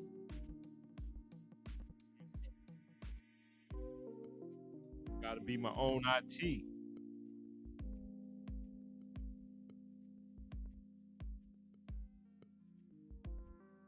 I don't know if y'all can see me. Colin Kaepernick, he worked out a few weeks ago with the Raiders. But I always wanted to know, especially from your opinion, do you feel like the league at the time when this all happened, do you feel like I don't want to say the players, but like, do you feel like overall the league kind of like left him hanging as far as like not standing behind him and having his back? Everybody was scared because, like I said, the NFL is like technically it's called the National Football League, but it really stands for not for long. Mhm. And so, like I told you, the average career is 3 years, and nobody wants to put their neck out there for somebody else, even if it'll help their culture and their people. Like people are really just like, no, it's out for self. And even though you believe him and you know what he's doing is right, they just refuse to support him because it's kind of like how why in the 60s, when they would leave a black man hanging from a tree just so everybody drove by could know that this could be you, and that's what Yeah, they did to Kaepernick. They left him to hang like that as a reminder to any player that felt like they were going to be as brave as him and try to stand up for black people. exactly. At this point, for me though, I don't even know who. Okay, I kind of disagree with that. I kind of disagree with that, and I'm gonna tell you why. Okay, and first off, let's start here. The NFL could care less about black issues. I'm gonna say that again. The NFL could care less about black issues. I don't know anybody in the NFL. I don't know Roger Goodell. I don't know any of this. These are my opinions. So if you don't like my opinion, that's okay. You don't have to like my opinion. That's why it's my opinion. But it's not the NFL's job, to be honest, to like black people. Just that simple. You're green. Your money. Do you make the money that the NFL wants you to make? Yes or no? If not, then they'll be subjectively about whatever it is that you're talking about. Like an example, you can have a Colin Kaepernick.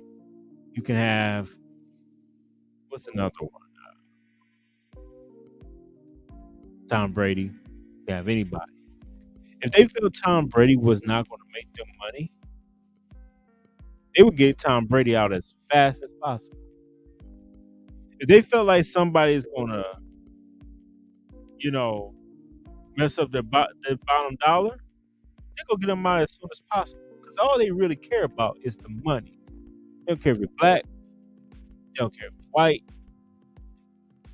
Some of y'all are saying that they have these political agendas. I don't know them to have that conversation. I'm just saying, like, if we're talking about just money alone, NFL could care less about black issues, so long as it's making the money. If they have to care about black issues for it to make the money, they'll care about black issues. Just that simple. They didn't like Colin Kaepernick because they didn't control the narrative. Just that simple. I know people don't like for it to be that simple. They wanted to be more metaphoric. But I'm here to tell you, it's literally just that simple. They didn't care about Colin Kaepernick because Colin Kaepernick did something that they didn't know was coming, and they couldn't make money off of it. They could have capitalized off of it. And he kept going, and he kept going, and he didn't stop just because today was Tuesday.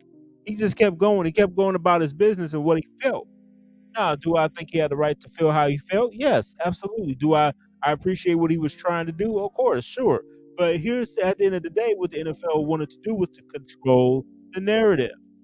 They didn't want you to speak on behalf of the league. They didn't want you to make the money on behalf of the league. And it became about everything but what it was supposed to be about. Because it went from being about, injustice to about the flag. And then it went from being about the flag back to injustice. It became a polarizing thing. Then he wore the socks. And then he talked about the flag. And then he talked about America. Slowly doing away with the people who buy a lot of tickets. The season ticket holders. A lot of them are conservative. A lot of them are not liberal. So it started to affect their bottom line. And they started hearing, well, I'm not going to watch anymore. I'm not going to watch anymore. And of course, people were still watching, but the record numbers came after Colin left.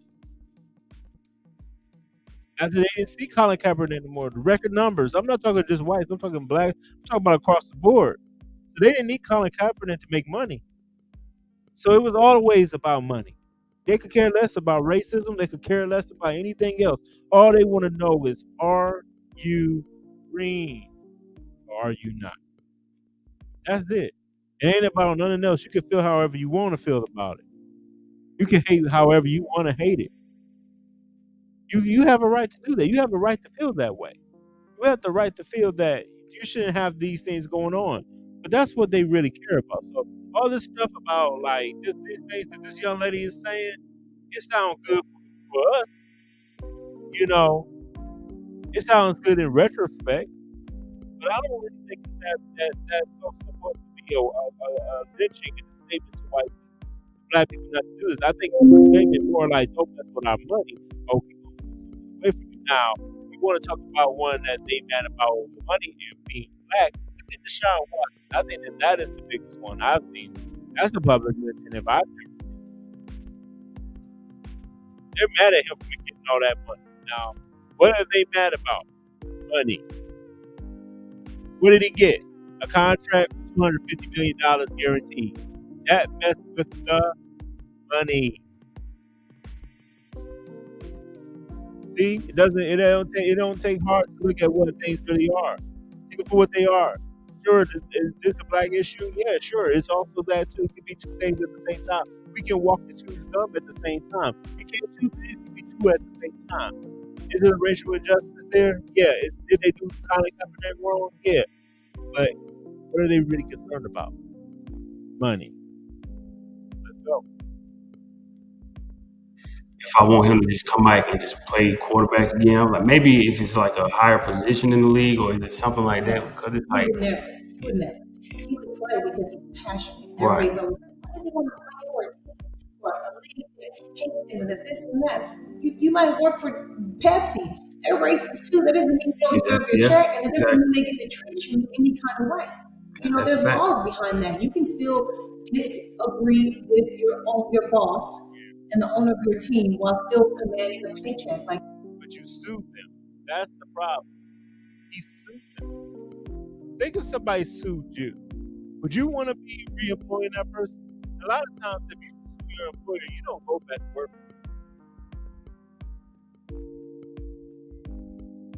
Most times, if you sue your employer, they're not going to hire you back, and they have no obligation to do so.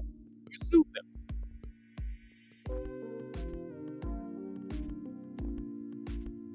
Why is it wrong? I know y'all know better than this. Come on now. Come on. If you and I sued our employer, if we sued McDonald's, and I work for McDonald's is going to hire me back on the same floor, while they've already paid me out hundreds of thousands of dollars? No. But they settled out of court, doesn't matter. They lost money on you. And they're losing even more money once you sue them. We don't even know how much these people for. It was non-disclosed. We don't even know how much money Kaepernick paid off of that. So now he also wants a contract, which is fine because you can go back and work for him if you want to. But do they have to hire you back? I don't think so. You know, it's really kind of up to the NFL. Let's go.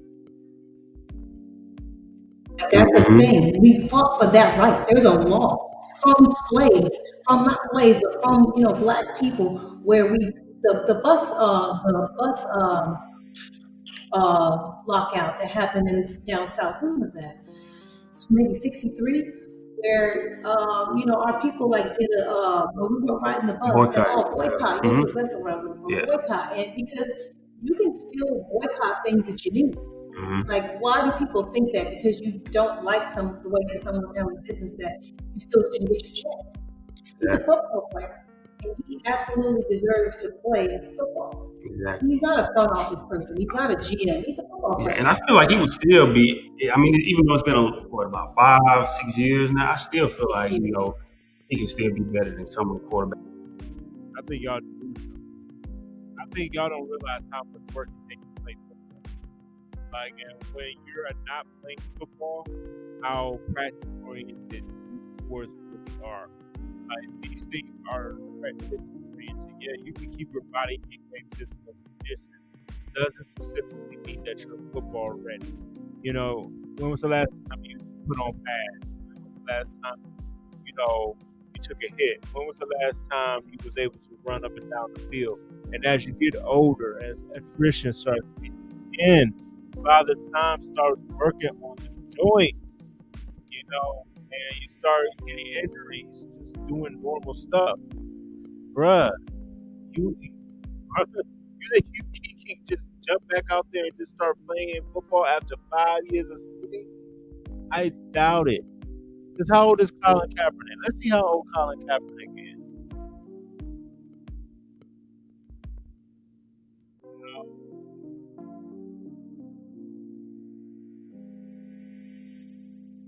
He's 34 years old.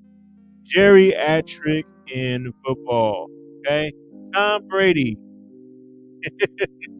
is up there. Russell Wilson is getting up there himself.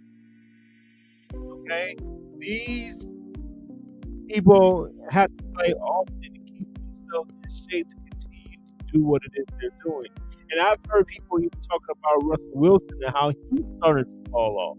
And he has only a short window of time to continue to do what it is that he does. So what makes you think someone like a Colin Kaepernick who hasn't played in the 5 years and just pick up and just keep going like it's nobody's like there's no problem there. I very much disagree. It's gonna take forever for that to come back, man.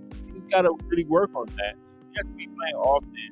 Just like anything else. You don't do it often. You don't use it, you what? Lose it. That's right. So hopefully he'll get a chance to use some capacity. If he really wants to play football, go play in Canada. He go play in side of the world. Show that he still has value. Show that he still makes a name for himself. Sign up for the XFL. Sign up for something like that and play for one of those teams. You don't have to play in the National Football League if he really wants to play football. He can go play football anywhere. And they'll pay him good money. He may not get it paid in the millions, but he'll get paid a hefty sum that's going to take care of his family. If that's what it's really about. If it's really about football. But what is it really about, ladies and gentlemen? It ain't about money. It ain't about race. It ain't about family. It's about money. That's it. That's all it's about. On all sides. Colin Kaepernick is about money. NFL's about money. That's it. Money. Let's go. Back to the league today. It's like they It's won't. disgusting watching some of these players sit there It's pop bad. out here knowing that this man has been sitting there begging for an opportunity. And I talked to his girlfriend a few weeks ago. You know what they supposed to like lose their job? You want all the NFL players to stop playing and then so that Colin Kaepernick can come back after 5 years? What about the young men who were not even around when he came in? So are they supposed to not feed their family? What about the people who don't make millions of dollars in the National Football League? You know, there are football players who don't get paid a lot of money. There are some that only get paid $100,000. Some don't even get paid $100,000. They're only practicing about to get paid like a normal person. So you mean that they have to also stop playing? You know what that would do for their family? Stop the cap. No pun intended. Stop the cap, man. You know that's not going to work. I know we're just hanging out here right now. I know we just talking. I know we just, chatting it up. But to me, this is one of those ones that just don't make sense to me, man. I have to call a spade a spade. That doesn't make any sense. That doesn't make any sense. And just because somebody doesn't have something like that, man, financially, you got to think about how these other players get paid. Yeah, it's only a few people in the NFL that really get paid like that. The rest of the rest of the team may not get paid half as much as them. Like, look at that roster. Like, in fact, when you get a chance, go on ESPN, go on like Sports Focus, and look up like your favorite team. Look at the salaries of each player. See how many of those players that are on the rest of the team who are making millions of dollars. You're going to find that a lot of the ones that are supposed to be making millions are only making hundreds of thousands. If they are even making hundreds, some are only making tens of thousands. Some of them same guys that got rings. Like they got Super Bowl rings. You don't know who they are. The unsung heroes. The guys that sitting on the side of the bench are glorified cheerleaders. Those guys that are waiting for their opportunity to play. Sunset. Sorry, I just saw that. But you know what I mean? Like, I don't want to sit here and take shots at Colin Kaepernick because I know what he was trying to do. But let's keep it a buck. About money, not about race, not about the community, but either Colin Kaepernick, his girlfriend, or the NFL. Let's keep going. And I asked her, like, was it a legit trial? Like, are they really going to consider this before it happened? It was like maybe a day before it happened. And I was like, is this a legit trial? Are they really going to look at him? She was like, we're hoping so. We haven't talked to her since they were like, what all happened. I can think of like Seattle right now. Seattle, they got rid of Russell. They could definitely use a quarterback. They just won right off the top of my mind. But yeah, it's like, man, I don't know if they really want to give him that chance because of what he stood up for. And then, of course, if they sign him, then they're gonna be like, Is he gonna kneel again? Like, what's gonna yeah, it's gonna be happen? some bunch Yeah. around it. Which I did. I never had a problem with him taking a knee. I remember at the time I Nobody was should have a problem with him exercising his rights.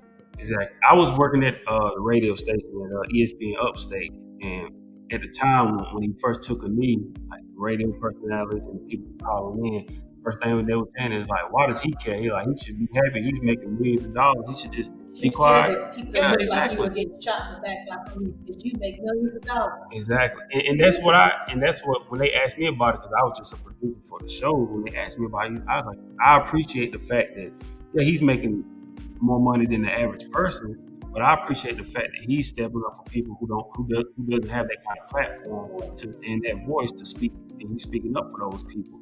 But people that don't look like us, they feel a certain type of way about it.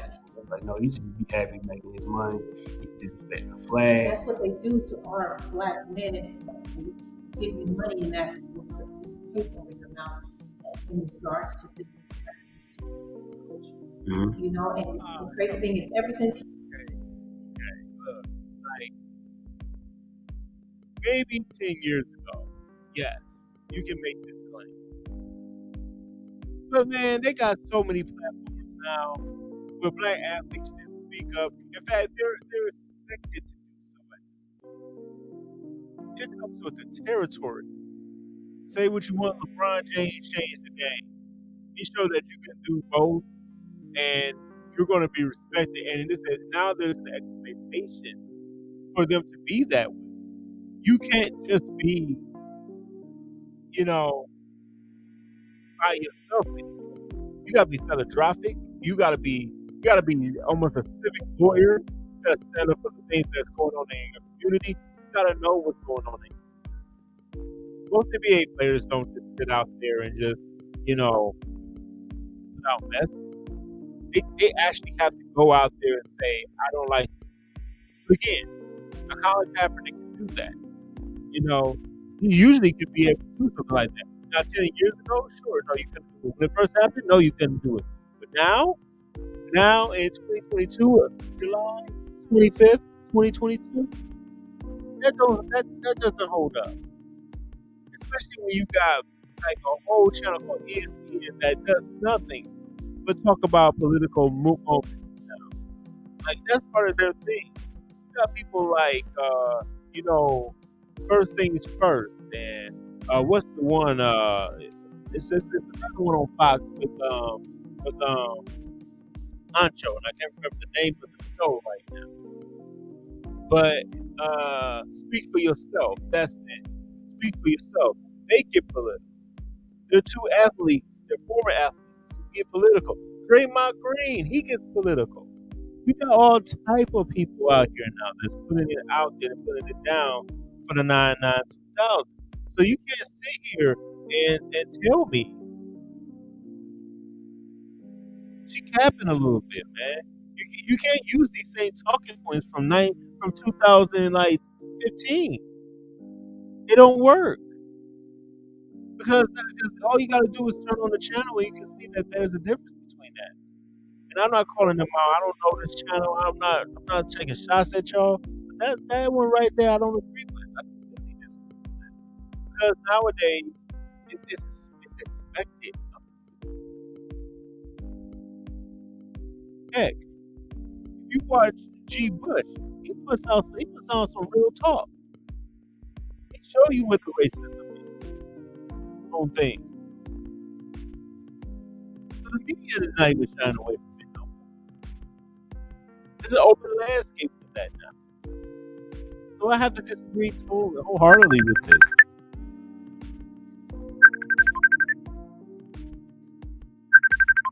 Sorry about that. Got a call coming in. That's my little sister problem.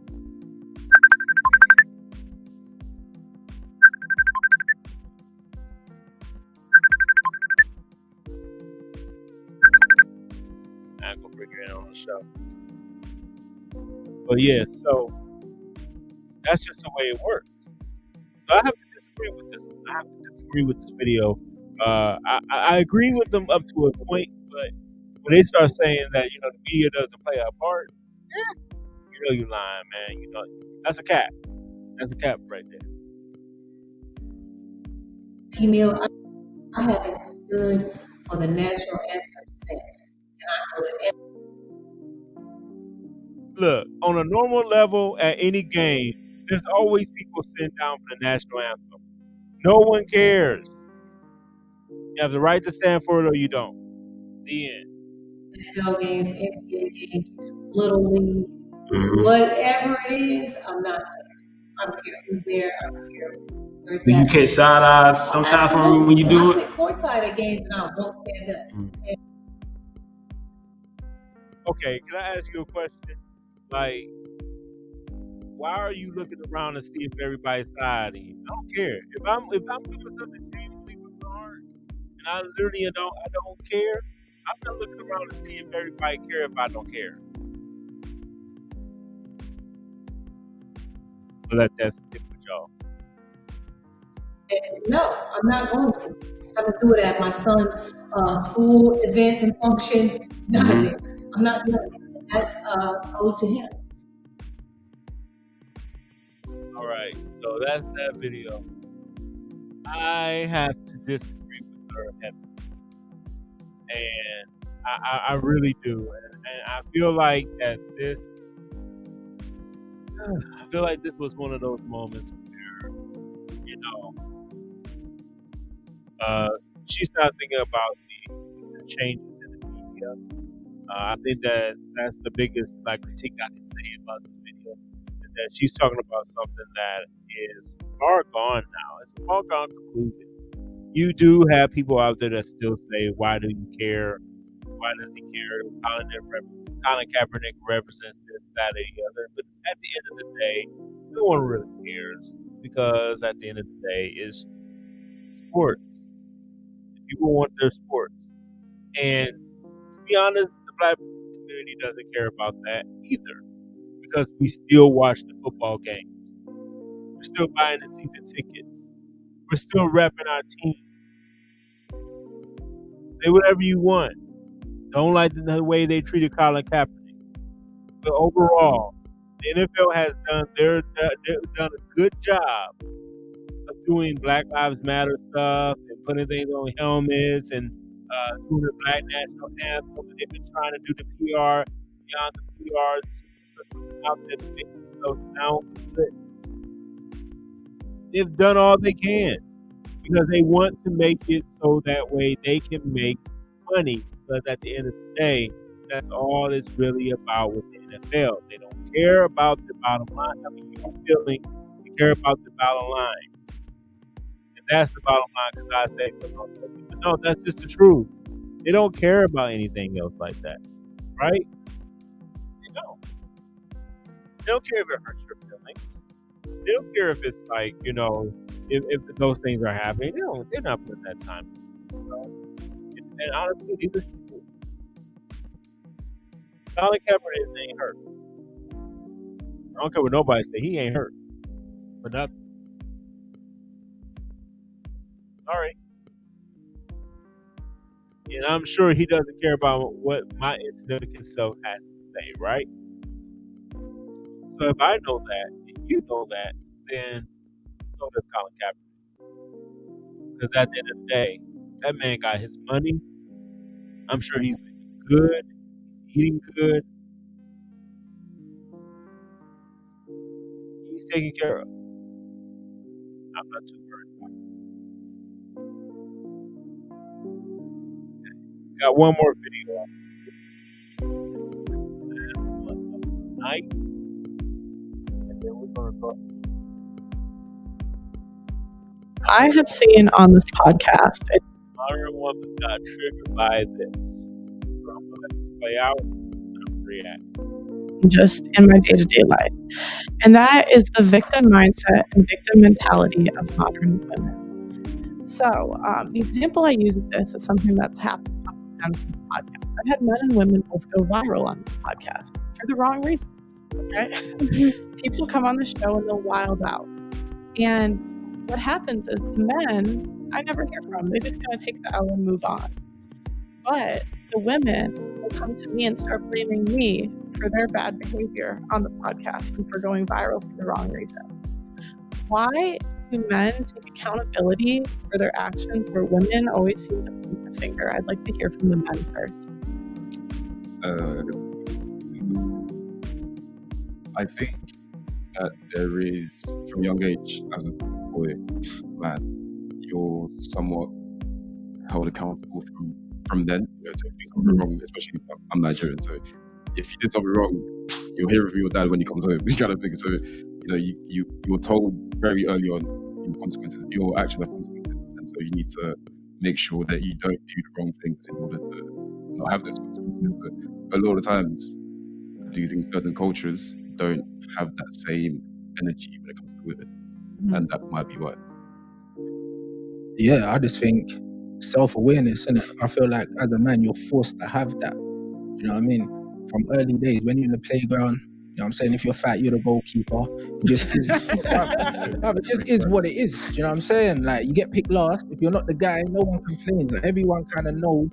Like, there's an accountability. There's a hierarchy amongst men. Like, we just know from early, like, where we kind of fit in it. Like, we live in a world where we get shown and told where we are all the time and what we are in it. And I just feel like for women there isn't really that, but I think their friends just lie to them too much. Leading on from that as well, I think it's self-awareness. If you're a man and you're short, fat, and you're broke, the world will tell you as soon as you enter the dating marketplace or you enter the world on what your status is. Whereas a woman, if you're overweight, you'll probably have a body positivity group say that it's the right way to be. So I think there's a lot of ways to mummy coddle women with it. Oh, that, bro. I ain't never had a problem getting a woman. That's all I gotta say. That's all I gotta say about that. Is men aren't afforded that luxury. But to emulate what the man them said, I ain't never. But I'm broken up. Yes, I am. I ain't gonna sit here and have a cry. I can't even call like I'm not. I am. Be praying every day. Yes, I do.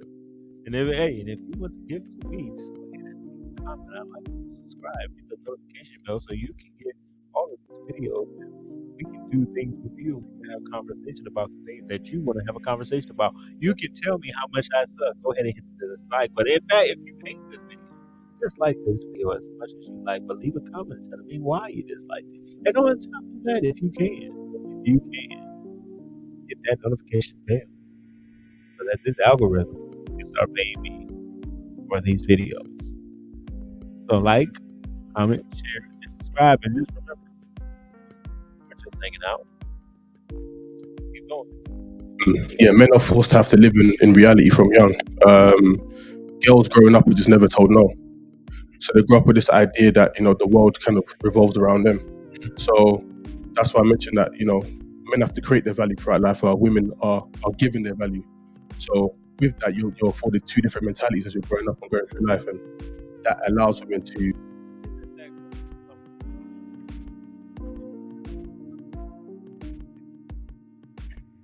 operate from this facade of what the reality shows. When anything goes against that kind of cognitive dissonance, there's a combativeness towards that. So, question for the women. Is it just me? Is this just something that I see where women don't take as much accountability as men do? Or have you seen that in real life? Like, do you agree? Do you disagree? You can start. Okay, I kind of partially agree, but at the same time, there was something that the last guy said that just triggered something in me, like that's just not true. Like, I think women do take accountability and they are shaped from young as well. The levels of accountability are very different. I definitely agree.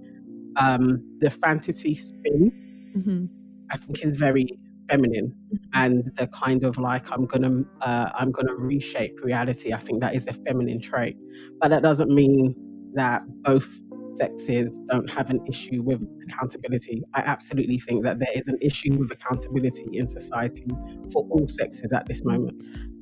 Where do you see that men don't take accountability?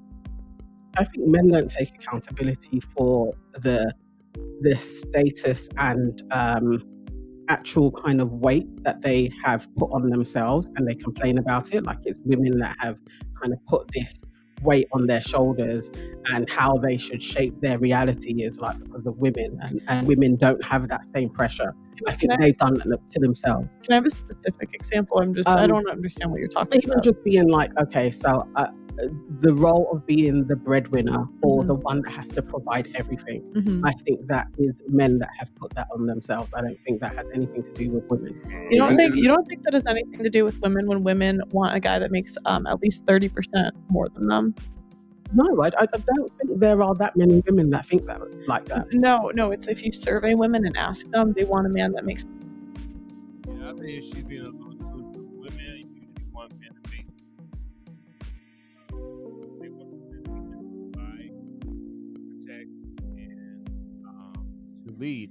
Now, see, what people don't understand is there is a difference in understanding of what a provision means. There's a reason why women love men with a nice car, okay, or with a car in general, and they look and see what type of car you're driving, because it gives them an idea about what you earn, your earning power, how much money you might be making. They don't understand that sometimes some things are an illusion. You know, real men who make real money don't always have big name cars. They have cars that they have sports cars. They own a one or two. But the high majority of them don't have big number cars. They drive, a Cadillac, something like that. Maybe a BMW, maybe a Tesla, something like that. But you're not just seeing them running around looking all crazy, saying with big name sports cars pulling up to their job. Because one, that depending on where they work, they may not have it. Depending on where they are in the world, it could be disabling to the employees to see their management walking on trim with a big in sports car. They're probably riding around with something, easy on the eyes. So you may have walked past a couple of CEOs that they just didn't know it because they don't look like they look like everyday people and they talk like everyday people. But they are everyday people. They just make a lot of money. So, but no, women want a higher earning man. They want a man who can, provide, protect, and that's why when they see a car and live, and you can tell them where, and even with what you got on, it's, especially in the Black community, it shows that you have the ability to take care of her, and that's what she cares about. At least 30% more than them. And if a woman, one of would the need number to see one that. indicators of divorce is if a woman out earns the man. This is the And facade I was would that talking not about. come from men? 100. What? Would they not Doesn't be come the from ones men. that are not comfortable? No, with that? because the women initiate divorce. So women leave 70 to 80%. always. No, Yes. 70 to 80% of the time, women leave, and 90% of they're college educated. So the higher up a woman goes in terms of income and status, the more likely she leaves. Okay. There's Now also you're saying she's something- leaving because Yes. she's earning more. And no, I'm saying that she may be like, I'm not satisfied in this relationship because he has an issue with me earning more, and I don't want to stay in this dynamic. So from what I've seen in the guys, you can maybe correct, like you can tell me what you've seen because you guys, Yeah, I see the girl side. Yeah. I found when girls move up in making money, they're around more men that make more money than them. So I think on some level they kind of wish they were with the men they were working with rather than their husbands. Mm-hmm. And so they kind of see what they're not getting, and then they leave. I can see that in some circumstances, but I actually think the troubles in a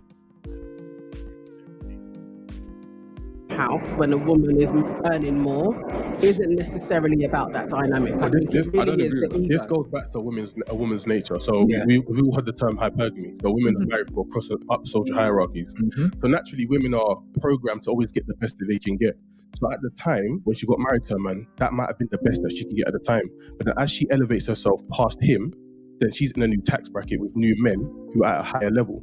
Therefore, that hypergamous nature starts to kick in again and says, I can do better than what I currently But we're have. neglecting that the man in this situation is also contributing to the dynamic of that But there's relationship. contributing and there's acting on it. So Yes, a man wouldn't divorce a woman necessarily because she earns more than him, whereas but a it may woman will be divorce a man hell. because she earns more than. But it may be hell in that, and this is But the part that nobody is going into. So should she stay in a house where it's hellish but this is the because thing. to But have this a is the man? thing. Hold on, where are we going? Isn't it? Because I Isn't just feel Why is it that we always want to try to make a point? Why do we go to such extremes? Why does it have to be somebody's doing somebody wrong in order for there to be an idea? That just makes no sense. Like it just every single time.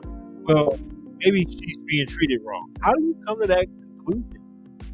I don't think that that's what they're saying. Of course, there are anecdotal moments where people mistreat somebody. But the overarching pure person is probably not being mistreated in every single term that you have in there.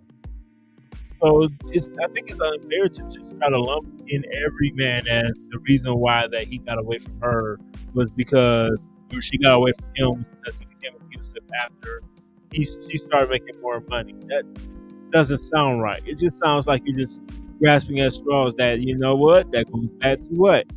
Insulting, shame, insulting, and a constant need to be right. Right. So here we go. There she goes. She's doing the sign language, y'all. See which one she's doing next. feel like the goalpost just got moved, like to where? like the Is it the case touchline that or if a man something. it tends to be that if a man's earning less than his wife, he tends to be more passive. So what are the chances that he would actually be raising hell without? And you also have to think about this logically as well. If we're talking about such a high percentage figure of 70% of women leave, the more higher educated, the more money they make, you can't then argue like logically that most of those situations have got the man's giving her hell. She's doing better for herself. But Therefore, why she's then exiting. why is there not surveys The- on actually the reasons why? The dominant reason for one is financial, and the second Yeah. is infidelity. Yeah. So women leave for financial reasons. For And, more than and infidelity. women and men cheat at similar rates. It's like 23, So 26%. the financial reasons that are cited, Mhm. could that not literally be that we had disharmony in our house because I was earning more? But this is the thing though, because Or what type of financial reasons are you talking about? That the finances aren't enough, so she has to leave and find better. because a lot of That's times, a totally women different don't like to have situation to do more work in terms of But what paying for bills. so the initial question was, you said men aren't held accountable and they put that on themselves. But what I'm saying is I think the data indicates that men are held accountable for this, because if your woman out earns you, she's out the door. So men have to deal with the consequence quick. Where women, if a woman gains a bunch of weight in a marriage, which to me is like similar to the equivalent, like usually the men don't leave.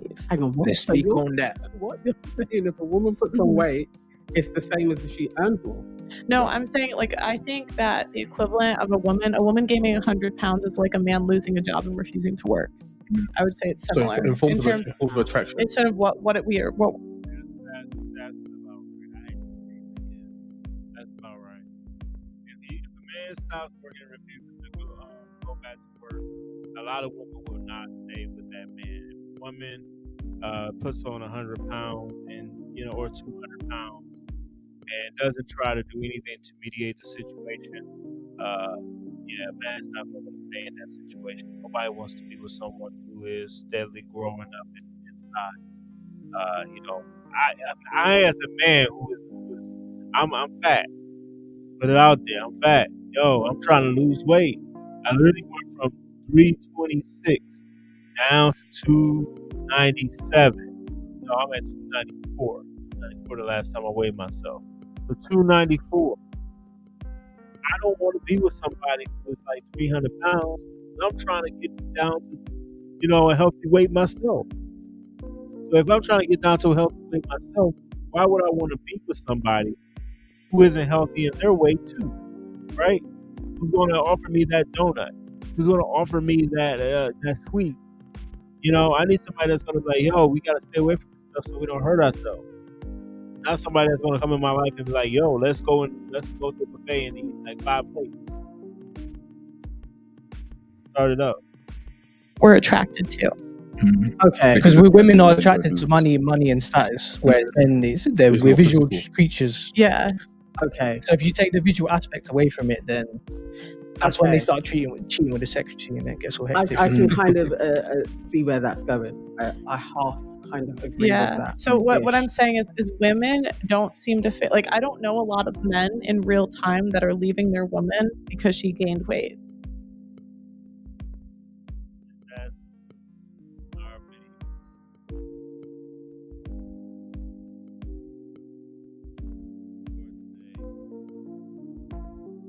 I hope when you watch this video, you have a great time, and all those who came in, and even if you didn't say thank you or didn't say hello, I thank you for coming to the Big Awesome Chia. Please comment, rate, subscribe. Please hit the notification bell. Tell me about this video. If you agree with anything that I said, or if you disagree with everything that I said, I want to hear from you. You are important, and I don't care where you are in this world. None of this stuff is as important as you are. And I don't care how long you've been in this earth, or how bad things have been in your life. Let me tell you, there is a whole way that you can get things looked at. There's a whole mediator to your life. I don't care how long you made your mistakes. I don't care how long you've been living in your mistakes. I don't care how long you've been making the choices that you make. Maybe they're not mistakes. Maybe they're exactly what you wanted to do. I don't care what it is. All have sinned and fall short of the glory of God. We are all sinners. We are all children of God. There's no one good, not one of us. But yet, while we were in our sins, while we were dead in our trespasses, Christ died for us, the ungodly. You can turn away from sin. You can live a better life. You can have an objective morality. You can have a good, healthy marriage. You can have a good, healthy relationship. But you can't do it without the Lord. You must have the Lord in order for you to do it. The highest value you can have for yourself. All of us are lost. If you checked our value in the eyes of the Lord without Christ, we are nothing but filthy, soothing vapors of sin. Our life here is only but a short moment. It's a breath of it, and it's out and it's gone. One trip to the left to one trip to the right, and we're toward the sun. I'm here to tell you that there is a truth. There is a lover named Jesus who went to Calvary's Mountain and died from the 6th until the 9th hour till the sun refused to shine, dripped with blood. He died until the veil of the temple was ripped from top to bottom. He said, "It is finished. Your stripes are healed." So we have to, in all our ways, acknowledge He was the breath of man. He ordained for you to have something. It's not good for man to be alone. You want man to die quick. You want man to go away quick. You want man to fall away quick. You want your health to go away, man. Be alone. Woman, you think you can do it all by yourself? You say you're more depressed in the relationship. I'm telling you, you're more depressed outside the relationship. I have seen this. It's nothing beautiful about waking up at 60 and saying, "I wish I had someone by my side." It's not good for men to be alone. You can live a lot longer.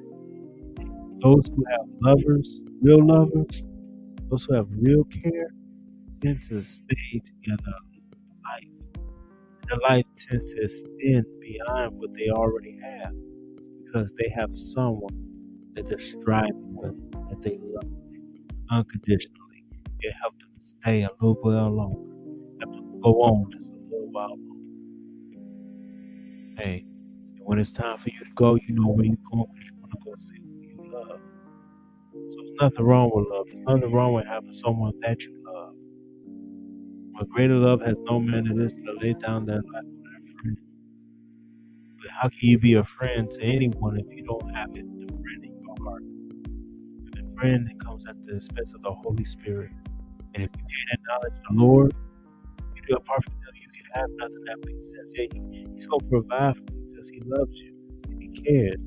But that doesn't mean that you're capable of handling the things that He's given you. Like just like the woman in the beginning, you can have all of the things, all of the mind and good mind and degrees you can have.